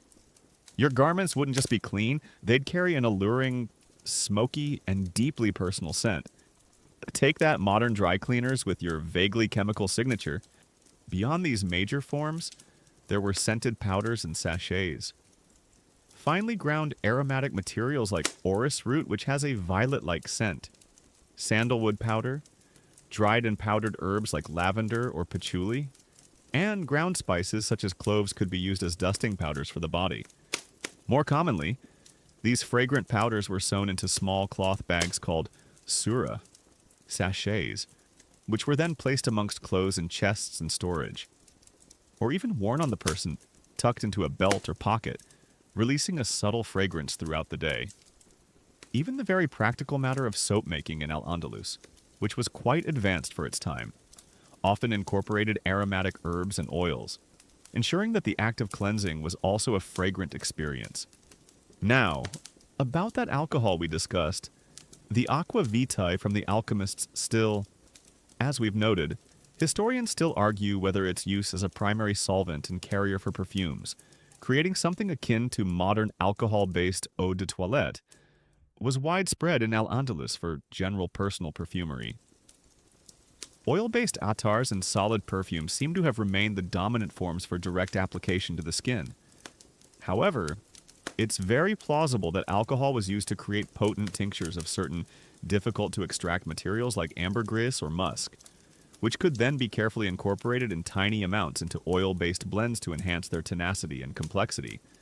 One mainstream historical fact is that these oil-based perfumes, the attars, were indeed the most common and highly prized form of concentrated personal fragrance in Al-Andalus, cherished for their depth, richness, and how they melded with the wearer's own skin chemistry to create a unique scent. For a quirky tidbit, imagine perfumed beads, sometimes called masbaha al-shamama, or scent rosaries. Ah yeah?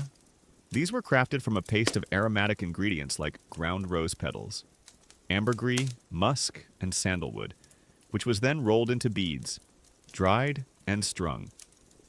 As they were handled or warmed by the skin, they would release their fragrance. The original fidget spinner, perhaps, but instead of mildly annoying everyone around you, it just made you smell progressively more divine. Definitely an upgrade. Finally, there's an ongoing scholarly debate. Historians still argue whether the creation of complex multi-note perfumes with a distinct top, middle, and base note structure, akin to modern perfumery theory, was intentionally practiced and articulated by Andalusian Atarin, or if their blending focused more on achieving a harmonious overall chord of scents without such explicit sequential structuralism. Regardless of the precise theoretical framework, the variety and sophistication of fragrances available were astounding. From the lightest whisper of rosewater to the deepest, most resonant oud-based incense, the people of Al-Andalus had a scent for every occasion, every mood, and every aspect of their lives. Truly mastering the art of living beautifully through fragrance, we've explored the perfumer's palette, marveling at the diverse forms of fragrance they conjured, from potent oil-based attars and solid unguents to refreshing floral waters and evocative incense. But these weren't just pretty bottles sitting on a shelf or exotic concoctions reserved for the highest echelons of society on feast days.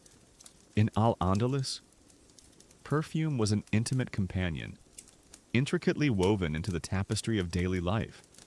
From the most basic acts of hygiene to the subtle expressions of social identity and personal well-being. It wasn't an afterthought, it was an essential ingredient in the art of living. So let's imagine a typical day and see how scent accompanied an Andalusian from dawn till dusk. The day would likely begin with an emphasis on cleanliness, a cornerstone of Islamic culture.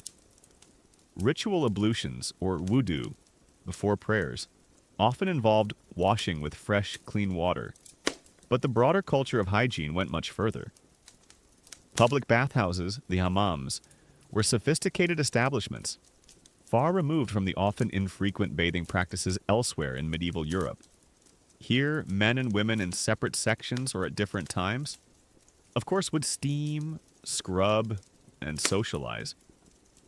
The process often involved scented soaps, perhaps made with olive oil and infused with herbs like laurel or chamomile from those lovely gardens we visited, exfoliating scrubs, maybe using ground almonds or specific clays mixed with aromatic herbs, would leave the skin smooth and receptive to fragrant oils.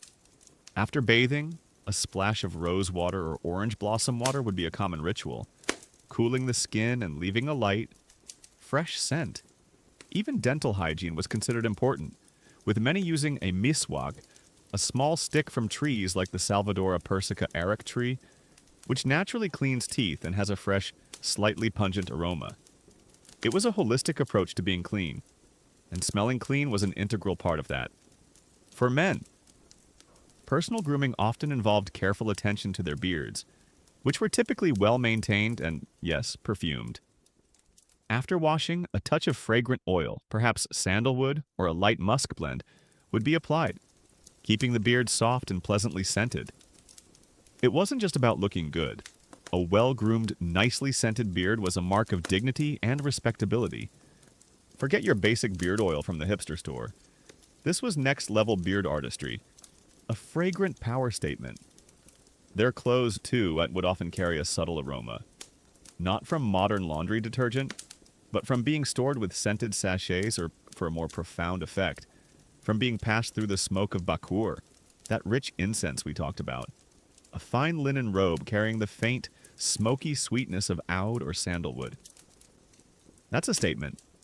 Kohl was also commonly used by men, as well as women, to outline the eyes believed to have protective qualities against the sun's glare, and even to ward off the evil eye, adding another subtle element to their presentation.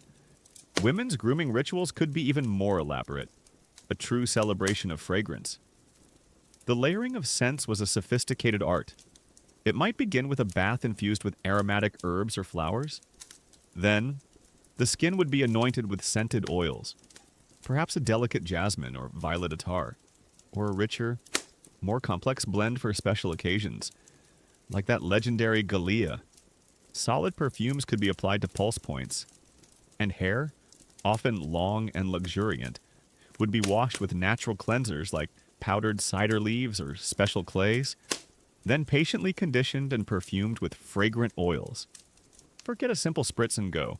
Some Andalusian ladies probably cultivated a scent aura so intricate and evolving. It was like a fragrant symphony following them around. You'd almost need a program booklet to identify all the individual notes and their provenance. Cosmetics, as detailed in Al-Zarawi's Medicaments of Beauty, went beyond perfume. Henna, with its distinct earthy aroma, was used to create intricate temporary designs on hands and feet. Kohl lined the eyes, and natural pigments might provide a touch of rouge for the cheeks. Every step was an opportunity to incorporate scent and enhance beauty. Perfume in Al-Andalus was also a powerful communicator of social identity. The ability to afford rare and expensive imported fragrances, particularly those complex attars containing genuine ambergris, deer musk, or fine oud, was an undeniable marker of wealth and status. To wear such a scent was to make a statement about one's position in society, one's connections, one's refined taste. Conversely, simpler. Locally produced floral waters and herbal scents were more accessible, but even these spoke of a culture that valued pleasantness and personal care. People might become known for their signature scent, a particular blend that family and friends associated with them. Perhaps even a bespoke perfume created for them by a skilled otter. The act of offering perfume to guests, sprinkling them with rosewater from a special flask kumkum, or passing around a mabkara with smoldering incense was a deeply ingrained gesture of hospitality and respect, enveloping visitors in a cloud of welcome. Historians still argue whether the specific choice of personal fragrances was primarily dictated by individual preference and availability, or if there were strong unwritten social codes or sumptuary expectations influencing who could wear certain types of potent or expensive perfumes. Were some scents considered more appropriate for certain ages, genders, or social classes?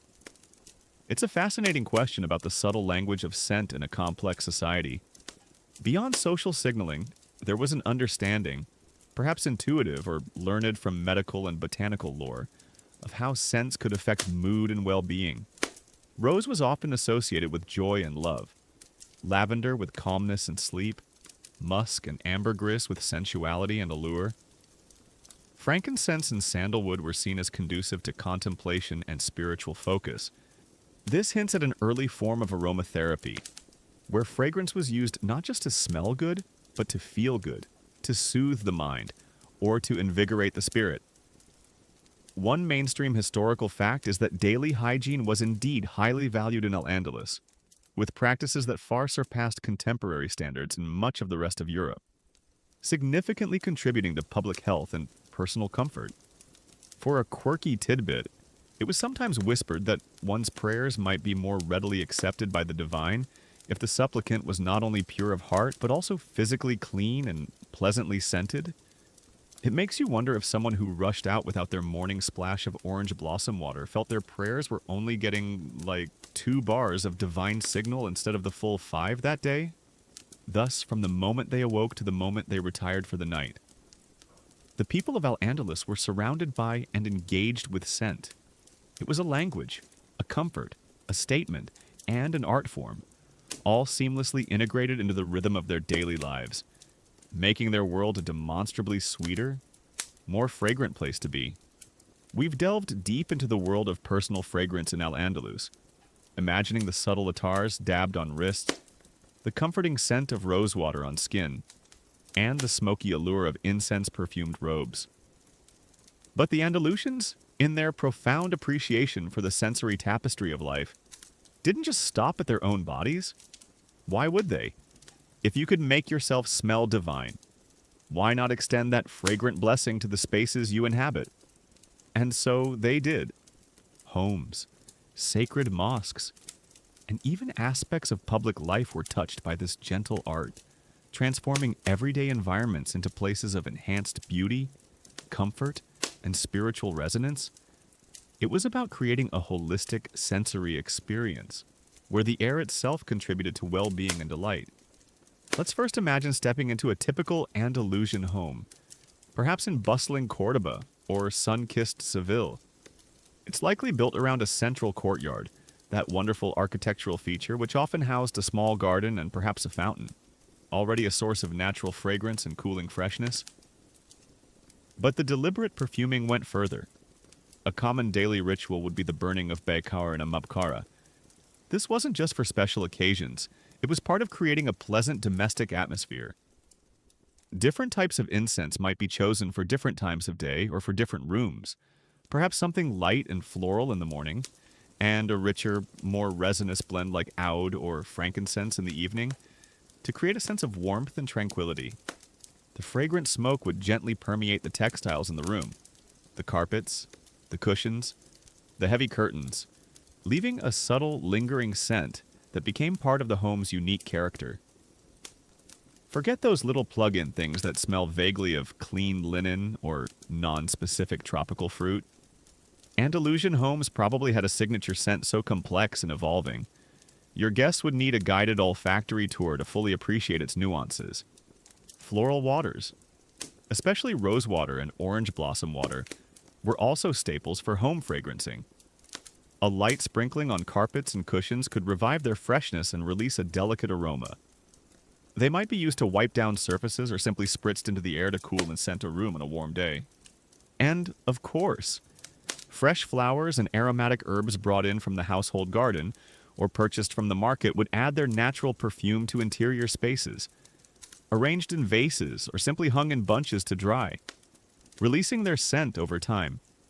For special occasions, like a wedding, a feast, or the arrival of honored guests, the level of home perfuming would escalate, with more incense burned, more floral waters used, and perhaps even specially made scented candles, likely beeswax infused with precious oils casting a fragrant glow.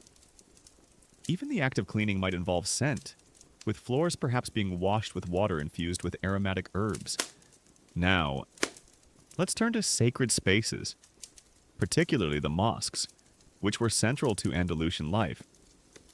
Here, the use of perfume was deeply symbolic and meticulously practiced. The Great Mosque of Cordoba, with its breathtaking forest of columns and arches, would have been a prime example. Creating a ritually clean and spiritually uplifting environment was paramount, and fragrance played a key role. High-quality incense, especially frankincense, myrrh, and the highly prized oud, would be burned regularly in large, ornate mabkaras, their aromatic smoke rising to fill the vast prayer hall. This practice served multiple purposes. It purified the air, masked any less pleasant odors from a large congregation, and, most importantly, created an atmosphere conducive to prayer and contemplation. The association of sweet smells with the divine, with paradise itself, was a powerful motivator. Making sure the sacred space smelled appropriately divine was crucial. No one wants their spiritual contemplation interrupted by the lingering scent of, say, last Tuesday's donkey traffic from the nearby street. Prayer rugs and the extensive carpeting within the mosque might also be subtly perfumed, perhaps with rosewater or by the ambient incense.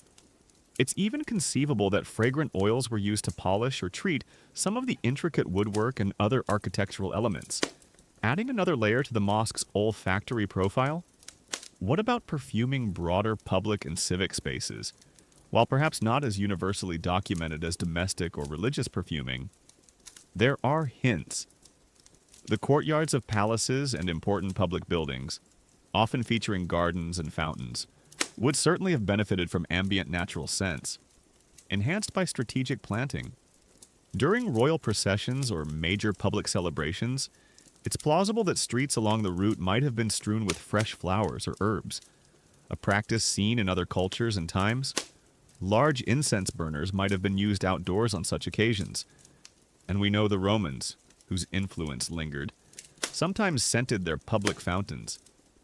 It's not a huge leap to imagine Andalusians, with their sophisticated hydraulic engineering and love for fragrance, doing something similar in select public squares or palace complexes, the splashing water carrying a hint of rose or orange blossom.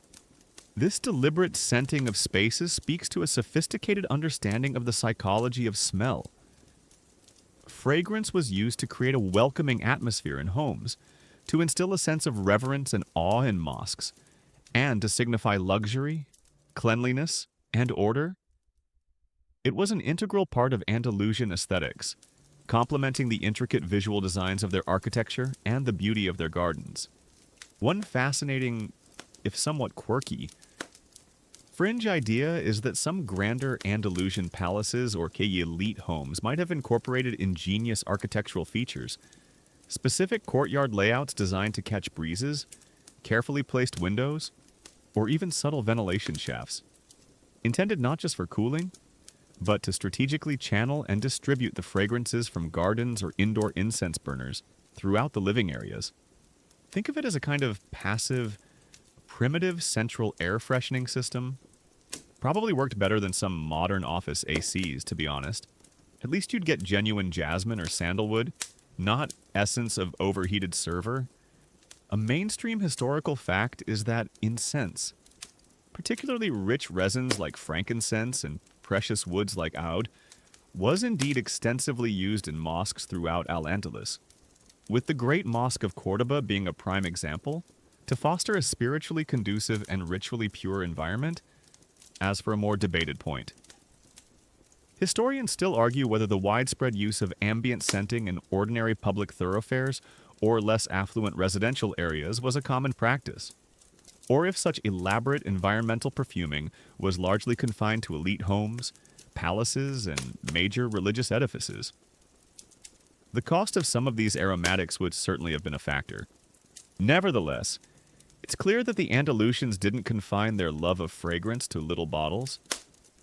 They understood that scent sculpts our perception of a place, influencing mood and memory.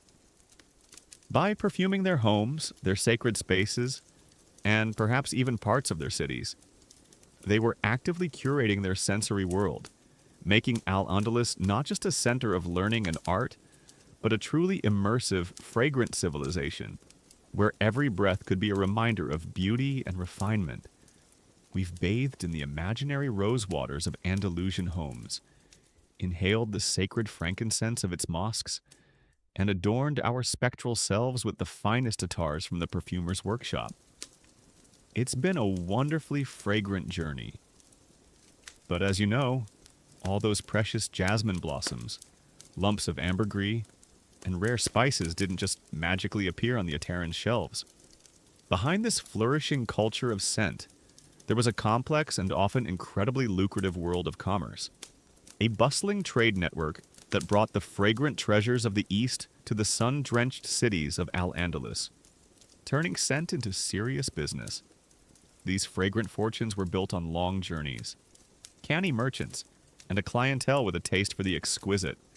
First, let's talk value. We've touched upon ingredients like aoudad, deer musk, and ambergris, and it's hard to overstate just how precious these were.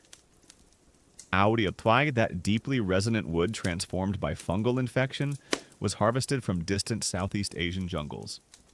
Deer musk, the potent secretion from Himalayan deer, involved dangerous hunts and tiny yields. Ambergris, the mysterious gift from the ocean, was found by chance on remote beaches. Their rarity, coupled with the immense distances they had to travel and the high demand, meant their prices were astronomical. Your modern exclusive niche perfume, with its eye-watering price tag child's play, relatively speaking, some of these Andalusian ingredients were so outrageously expensive that acquiring even a small quantity was a significant investment, like putting a down payment on a very fragrant, very tiny castle. Spices like saffron, cloves, and cinnamon, while perhaps not as stratospherically priced as top-tier oud or musk, were still luxury goods, their value inflated by the long and perilous supply chains. Even locally cultivated ingredients like roses or jasmine, when transformed through laborious distillation into pure essential oils, represented concentrated value due to the sheer quantity of raw material and skilled labor involved. The perfume trade in Al-Andalus had several layers. At the top were the wealthy wholesale merchants and importers. These were the adventurous entrepreneurs, the venture capitalists of their day, who financed and managed the great caravans that trekked across North African deserts, or the ships that braved the Mediterranean and Indian Ocean routes. They had networks of contacts in Alexandria, Damascus, Baghdad, and even further east, facilitating the flow of these precious commodities. Investing in a spice caravan or a shipment of exotic aromatics was probably the medieval equivalent of day trading volatile stocks. Huge potential rewards, but also a very real chance your entire investment could be unexpectedly rerouted by bandits, lost in a storm at sea, or simply diminished through spoilage or damage on the long journey. Then you had the Ataran, the perfumers themselves, who were often both skilled artisans and retail merchants. They would purchase their raw materials either directly from these larger importers or from specialized brokers in the souks. They needed a keen eye for quality, to distinguish genuine ambergris from a waxy imitation, or to assess the potency of a batch of sandalwood. Once they had their ingredients, they would undertake the further processing, grinding, infusing, distilling, blending, to create their finished perfumes, incenses, and scented waters. Their shops, typically located in the bustling perfume or spice sections of the souk, were the final point of sale to the consumers. Imagine the perfume souk in Cordoba or Seville, a vibrant, noisy, and overwhelmingly fragrant labyrinth of small shops, each attar vying for customers, perhaps with a particularly captivating display of colorful bottles, or an especially potent cloud of incense smoke billowing from their doorway. Competition would have been lively, and a perfumer's reputation for quality and unique blends was paramount. The strategic location of Al-Andalus was key to its role in this fragrant commerce. Positioned at the westernmost point of the Islamic world, it served as a crucial entry point for Eastern goods into the Western Mediterranean and, by extension, into other parts of Europe. Major port cities like Almeria and Malaga would have been hives of activity, their docks crowded with ships unloading cargoes of spices from Alexandria, silks from the Levant, and, of course, those all-important aromatics. Overland routes connected Al-Andalus to the trans-Saharan trade, bringing goods like gold, ivory, and perhaps certain types of incense or resins from sub-Saharan Africa. This made Andalusian cities not just consumers of these goods, but also important centers for their redistribution. The clientele for these fragrant products was diverse. At the very top, the caliph's court and the wealthy elite were insatiable consumers of the most luxurious and exotic perfumes. That highly prized Gallia, for example, would have been a staple in such circles. Patronage from this stratum of society drove innovation and sustained the market for the rarest ingredients. Religious institutions were major buyers of incense, like frankincense and oud for use in mosques. But the appeal of fragrance wasn't limited to the ultra-rich. Simpler floral waters, scented soaps, and locally sourced herbs and incense blends were accessible to a broader segment of the population, indicating a widespread cultural appreciation for pleasant aromas in daily life. One fascinating question is the extent to which Al-Andalus exported its own fragrant creations. Given their advanced knowledge of distillation and blending, it's highly probable that Andalusian-made perfumes, attars, and perhaps even processed ingredients like high-quality rose oil were sought after in neighboring regions, including Christian kingdoms in Iberia, other parts of Europe, and North Africa. They weren't just importing, they were adding significant value. A mainstream historical fact is that Al-Andalus's prime geographical position allowed it to dominate and profit immensely from the trade routes funneling valuable Eastern commodities, including a vast array of key perfume ingredients, into the Western Mediterranean and onto the European continent. For a quirky, if speculative, tidbit given the immense value of some ingredients, one can imagine instances of olfactory espionage. Perhaps rival perfumers or merchants dispatched agents to try and uncover the secret source of a competitor's exceptionally fine deer musk, or their unusually reliable supplier of top-grade ambergris. Or maybe there was a market for counterfeit perfumes, where less scrupulous Ataran might artfully use cheaper ingredients to mimic the scent of incredibly expensive ones. You can almost hear a shady character in a dimly lit corner of the souk whispering, "Psst, friend, care for some genuine Gallia?" Absolutely authentic. Definitely not to creatively enhanced with a touch of well-aged goat fat. Purest quality, I assure you. Ultimately, historians still argue whether the primary economic engine of the Andalusian perfume trade was driven more by the import and re-export of raw aromatic materials to other regions, or by the domestic consumption and production of highly valued finished perfumes within Al-Andalus itself. It was likely a dynamic interplay of both. The demand within Al-Andalus for fine fragrances was undeniably strong, fueling a sophisticated local industry. At the same time, its role as a commercial gateway was pivotal. What's certain is that the perfume trade was a vital and vibrant part of the Andalusian economy, adding not just wealth but an extraordinary olfactory richness to its golden age. The fortunes made were as fragrant as they were substantial. We've seen how Al-Andalus was a veritable Eden of exquisite aromas, a civilization where the art of perfume was deeply woven into the fabric of daily life, commerce, and even spirituality. But like the potent sillage of a masterfully crafted attar, its influence didn't just stay contained within its own borders. The fragrant knowledge cultivated in the sun-drenched gardens and bustling souks of Al-Andalus began to waft northwards.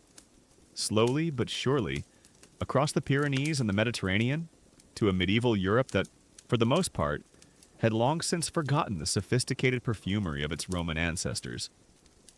It's like when your friend excitedly discovers an amazing, obscure indie band that you've actually been listening to for years. Europe. Meet Perfume. It's been quite the scene over here in Al-Andalus for centuries. We're glad you could finally make it to the party. Now, to be fair, early medieval Europe wasn't entirely devoid of pleasant smells. Monastic gardens diligently cultivated herbs, many of which were aromatic and used for medicinal purposes or to strew on floors. Incense, primarily frankincense and myrrh, certainly burned in churches, creating a sacred atmosphere. But the complex art of personal perfumery, the chemical sophistication of distillation for essential oils, the diverse palette of exotic ingredients, much of that had faded with the decline of Rome. Hygiene standards, as we've hinted, were also, let's say, different. So, and when the sense and science of Al-Andalus began to trickle in, it was like a fragrant awakening. This transmission of olfactory wisdom happened through several channels, some turbulent, others more scholarly. Trade was a primary conduit, as Venetian, Genoese, Pisan, and Catalan merchants expanded their networks. They inevitably came into contact with the rich markets of Al-Andalus and other Islamic ports in the Levant in North Africa. They returned not just with silks, spices, and other luxury goods, but also with finished perfumes, fragrant soaps, and perhaps most importantly, an awareness of a far more refined way of living and smelling. These exotic souvenirs would have undoubtedly sparked curiosity and desire among the European elite. Then there were the Crusades. While primarily periods of intense conflict, these extended expeditions to the Holy Land also exposed many Europeans to the advanced material culture of the Islamic world, which shared much of the same perfume heritage as Al-Andalus. Knights and nobles encountered luxurious scented oils, fragrant waters, and potent incenses in the courts and cities of the Near East. And some of these olfactory discoveries, along with a taste for them, made their way back to Europe. However, arguably the most profound and lasting channel of transmission was scholarly exchange, particularly through the translation movement that blossomed in Spain. After the Christian reconquest of Toledo in 1085, a city that had been a major intellectual center in Al-Andalus, its magnificent libraries filled with Arabic manuscripts became accessible to European scholars. A dedicated group of translators, figures like Gerard of Cremona, flocked to Toledo and other centers, painstakingly rendering these Arabic texts, which included not only original Islamic scholarship, but also many classical Greek works that had been preserved and expanded upon by Arab scholars into Latin. This was a pivotal moment. Works on medicine by figures like Avicenna ibn Sina and Al-Zahrawi Abul Qasis, on alchemy and chemistry by scholars like Al-Kindi and Jabir ibn Hayyan Geber, and on botany and agriculture, all began to circulate in European scholarly circles. And embedded within these texts was the knowledge crucial to perfumery detailed descriptions of distillation techniques, the properties of aromatic plants, recipes for medicinal and cosmetic preparations, and the design of the alembic still. In the Iberian Peninsula itself, the centuries of coexistence, sometimes peaceful, often not, between Muslim, Christian, and Jewish communities also facilitated a more direct, everyday cultural osmosis. As the Reconquista progressed, Christian kingdoms absorbed territories with established Andalusian customs, agricultural practices including those fragrant gardens, and artisanal traditions. So, what key knowledge wafted over the technology of distillation was paramount? The improved alembic still, capable of producing pure essential oils and significantly alcohol ethanol from wine, was a game changer for European artisans and alchemists. They also gained exposure to a much wider array of raw materials, not just the well-known frankincense and myrrh, but also the nuanced scents of rosewater, orange blossom water, sandalwood, camphor, and the potent allure of musk and ambergris, even if the latter were incredibly expensive and rare. The very concept of sophisticated personal perfumery as a daily refinement, rather than just a medicinal application or a heavy dab of something to mask odors, began to take root. Early European adaptations of this knowledge were often centered in monasteries, which had a tradition of herbalism and manuscript copying, and at royal courts, where alchemists and physicians served the nobility. The first forays into creating perfumes based on these new techniques might have been a bit experimental. One can only imagine a northern European monk. Brother Cuthbert, perhaps, getting his hands on a translated fragment of Al-Kindi's work and attempting to replicate a complex Middle Eastern perfume with limited local ingredients and a still he just managed to cobble together. Brother Cuthbert, is that burning walrus fat I smell, mingled with a hint of distressed cabbage? Perhaps a little less fire next time. Practice makes perfect, after all. Gradually, however, proficiency grew. The development of alcohol-based perfumes was a particularly significant European innovation built upon this inherited knowledge. Waters like aqua mirabilis, miraculous water, and, famously though a bit later, Hungary water, or Queen of Hungary's water, legendarily associated with Queen Elizabeth of Hungary in the 14th century, and based on distilled rosemary and later lavender, in alcohol became popular. These were valued not just for their scent, but also for their perceived medicinal properties. A versatile product. So, this Hungary water, is it for smelling delightful? Curing the ague? Keeping wrinkles at bay? Or perhaps just making the castle walls feel less damp in winter? Yes. All of the above. Probably. The mainstream historical fact remains that the translation of Arabic scientific and medical texts into Latin, particularly in centers like Toledo from the 12th century onwards, was absolutely pivotal in reintroducing advanced knowledge of distillation, alchemy, and pharmacology, including perfume-related chemistry, to Western Europe.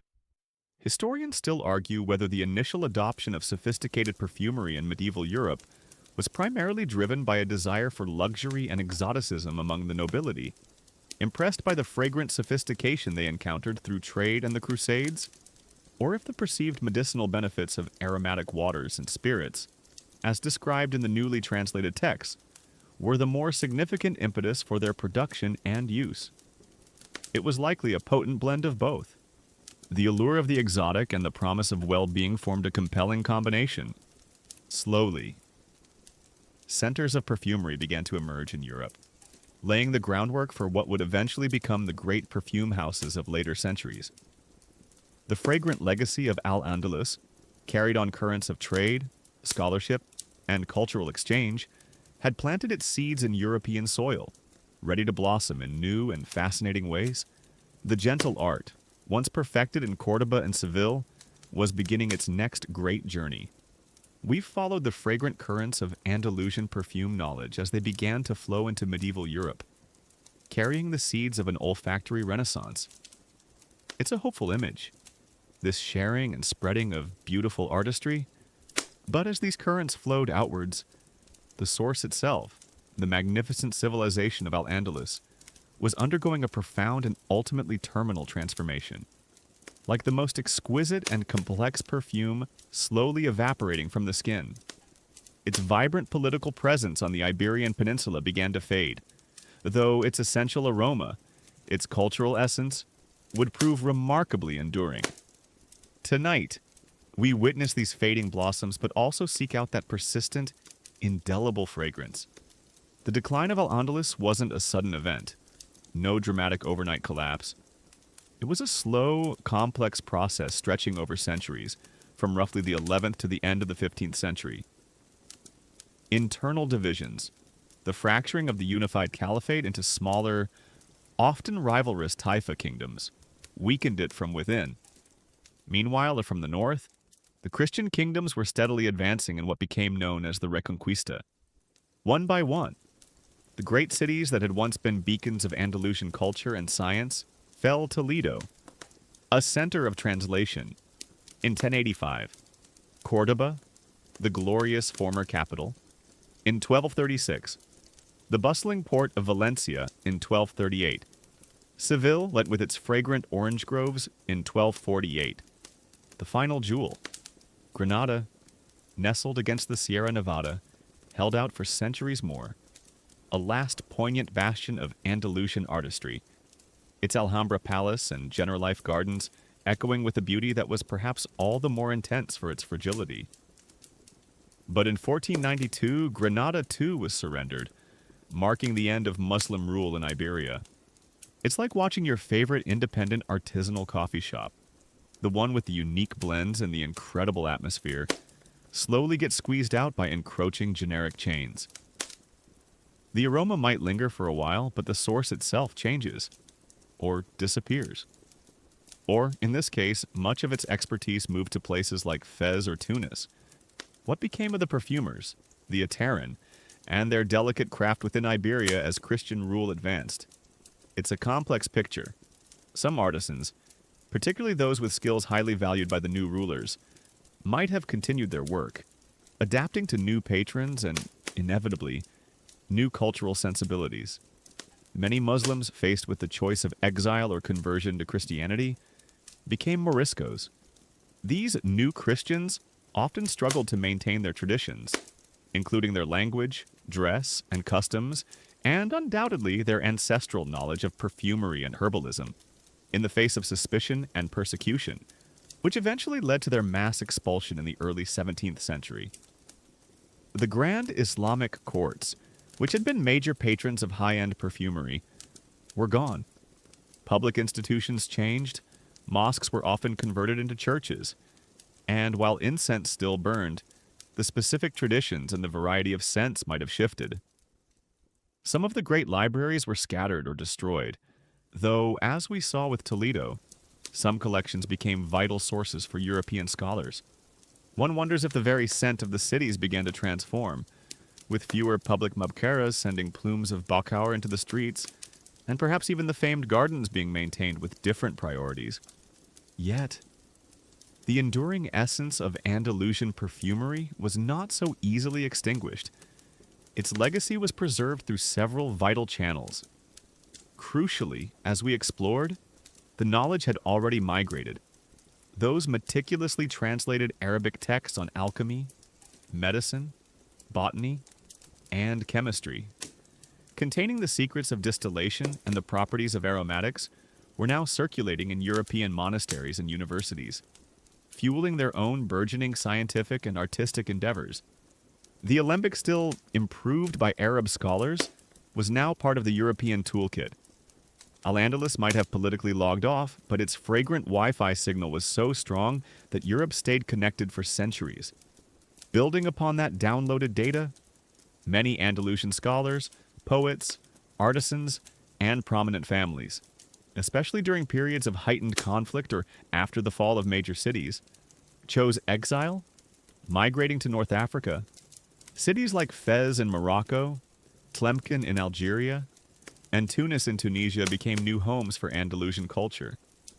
These refugees brought with them their skills, their books, their traditions, including the sophisticated arts of perfumery, music, architecture, and agriculture. In these North African centers, Andalusian traditions didn't just survive, they blended with local customs and continued to evolve, creating a rich Maghrebi Andalusian cultural heritage that still resonates today. If you experience traditional perfumery in Morocco, for example, you are touching a living extension of that Andalusian legacy. Within Spain itself, even after the final expulsion of the Moriscos, subtle traces remained. Some agricultural practices, including the cultivation of certain aromatic plants and citrus groves, were too valuable to abandon. Architectural styles retained Moorish influences, and in the language, Arabic words related to perfume and its ingredients found a permanent home in Spanish and, through it, other European languages. Words like alembic, alquimia alchemy, azahar orange blossom, and perhaps even the very concept of an attar or essence found echoes. Surviving material culture, exquisite perfume bottles, ornate incense burners, cosmetic containers now resting in museum collections, also tells a silent story of this fragrant past. The gardens of the Alcazar in Seville or the Generalife in Granada, though altered and rebuilt over centuries, still evoke the spirit of their Andalusian creators, with their emphasis on water, shade, and fragrant plantings. There's a poignant mainstream historical fact here. The fall of Granada in 1492 did indeed mark the end of an era of Muslim sovereignty in Iberia. However, the deep cultural roots Al-Andalus had laid, particularly its scientific and artistic innovations, including those in perfumery, had already become an indelible part of the Iberian Peninsula's heritage and had significantly nourished the broader European Renaissance. For a more romantic, if possibly apocryphal, tidbit, there are tales whispered of Morisco families, before their forced exile, they secretly burying not just their gold and jewels, but also their most precious books, works of science, poetry, or even unique family perfume recipes, in the walls of their homes or beneath ancient olive trees, clinging to the desperate hope that they or their descendants might one day return to unearth their lost heritage. Imagine digging up your great-great-grandparents' buried strongbox and finding not just a handful of old coins, but the only surviving copy of their legendary elixir of enduring hope. Perfume formula. Now that's an inheritance with a story to tell. Historians still argue whether the decline of sophisticated perfumery within post-Reconquista Spain was a rapid collapse due to the loss of its primary practitioners and patrons, or a more gradual assimilation and transformation as lingering Andalusian traditions blended with emerging European styles and preferences. It was likely a complex mix of loss, adaptation, and subtle persistence. The blossoms of Al-Andalus as a political entity eventually faded, scattered by the winds of change. But its refined essence, its deep understanding of the gentle art of perfume making, proved too potent, too beautiful to disappear entirely. It lived on, transformed and transplanted, continuing to perfume the world in ways its original creators could hardly have imagined. And so, we arrive at the lingering sillage of our journey, the point where the fragrant steam from the alchemists still in old Cordoba condenses into the dew of the present day. We've seen Al-Andalus rise as a beacon of olfactory artistry, its perfumers mastering ancient techniques and innovating anew. We've witnessed its knowledge waft into Europe, planting the seeds for future fragrant blooms. And we've acknowledged the bittersweet fading of its political form, even as its cultural essence proved remarkably resilient. But what about now? In our world of mass-produced eau de toilette and fleeting TikTok trends, do the ancient techniques and philosophies of Al-Andalus still hold any sway? Oh, you better believe they do. The echoes are more vibrant and pervasive than you might imagine. Think about the very core of modern perfumery, the extraction of essential oils. That meticulous process of steam distillation, perfected using the alembic still by scholars and artisans in the Islamic world, including those in Al-Andalus, remains a fundamental technique. Of course, today's stills are often gleaming stainless steel giants, controlled by computers, but the basic principle of coaxing the aromatic soul from rose petals, lavender spikes, or sandalwood chips using steam is a direct descendant of what was happening in those ancient workshops. When you enjoy the pure, potent scent of a high-quality essential oil, you're experiencing a legacy refined over 1,000 years ago. The profound appreciation for natural ingredients is another powerful echo. While synthetic aroma chemicals play a huge role in contemporary perfumery, there's an ever-growing movement, especially in niche and artisanal circles, back towards the rich complexity of natural raw materials. The very flowers, woods, resins, and spices that were the stars of the Andalusian attar's palette. That recent oud boom in Western perfumery. The one where suddenly every other high-end fragrance wanted a piece of that dark, mysterious, woody resin. You'd think oud was just discovered last Tuesday in some trendy Brooklynite's urban garden. Nope. Al-Andalus and the broader Middle Eastern perfume culture were way ahead of that curve. They were basically the original oud influencers, understanding its depth and allure centuries ago.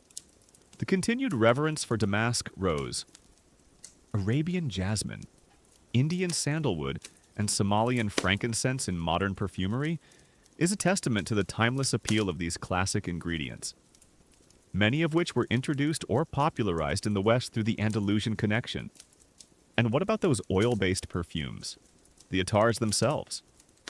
While alcohol-based sprays dominate the mainstream market, there's a quiet resurgence of interest in concentrated perfume oils. They offer a different, more intimate experience, melding with the skin's chemistry in a way that alcohol-based scents don't always achieve. Artisanal perfumers and those specializing in traditional Middle Eastern styles continue to create and champion these rich, long-lasting concoctions, proving that the ancient form still has its devoted admirers. The Andalusian art of blending, creating harmonious and complex olfactory compositions from a diverse array of notes, whether it was a relatively simple soliflor or an intricate gallia, is mirrored in the work of today's finest noses, who strive for that perfect, evocative balance. Beyond the techniques and materials, the philosophical echoes are perhaps even more profound.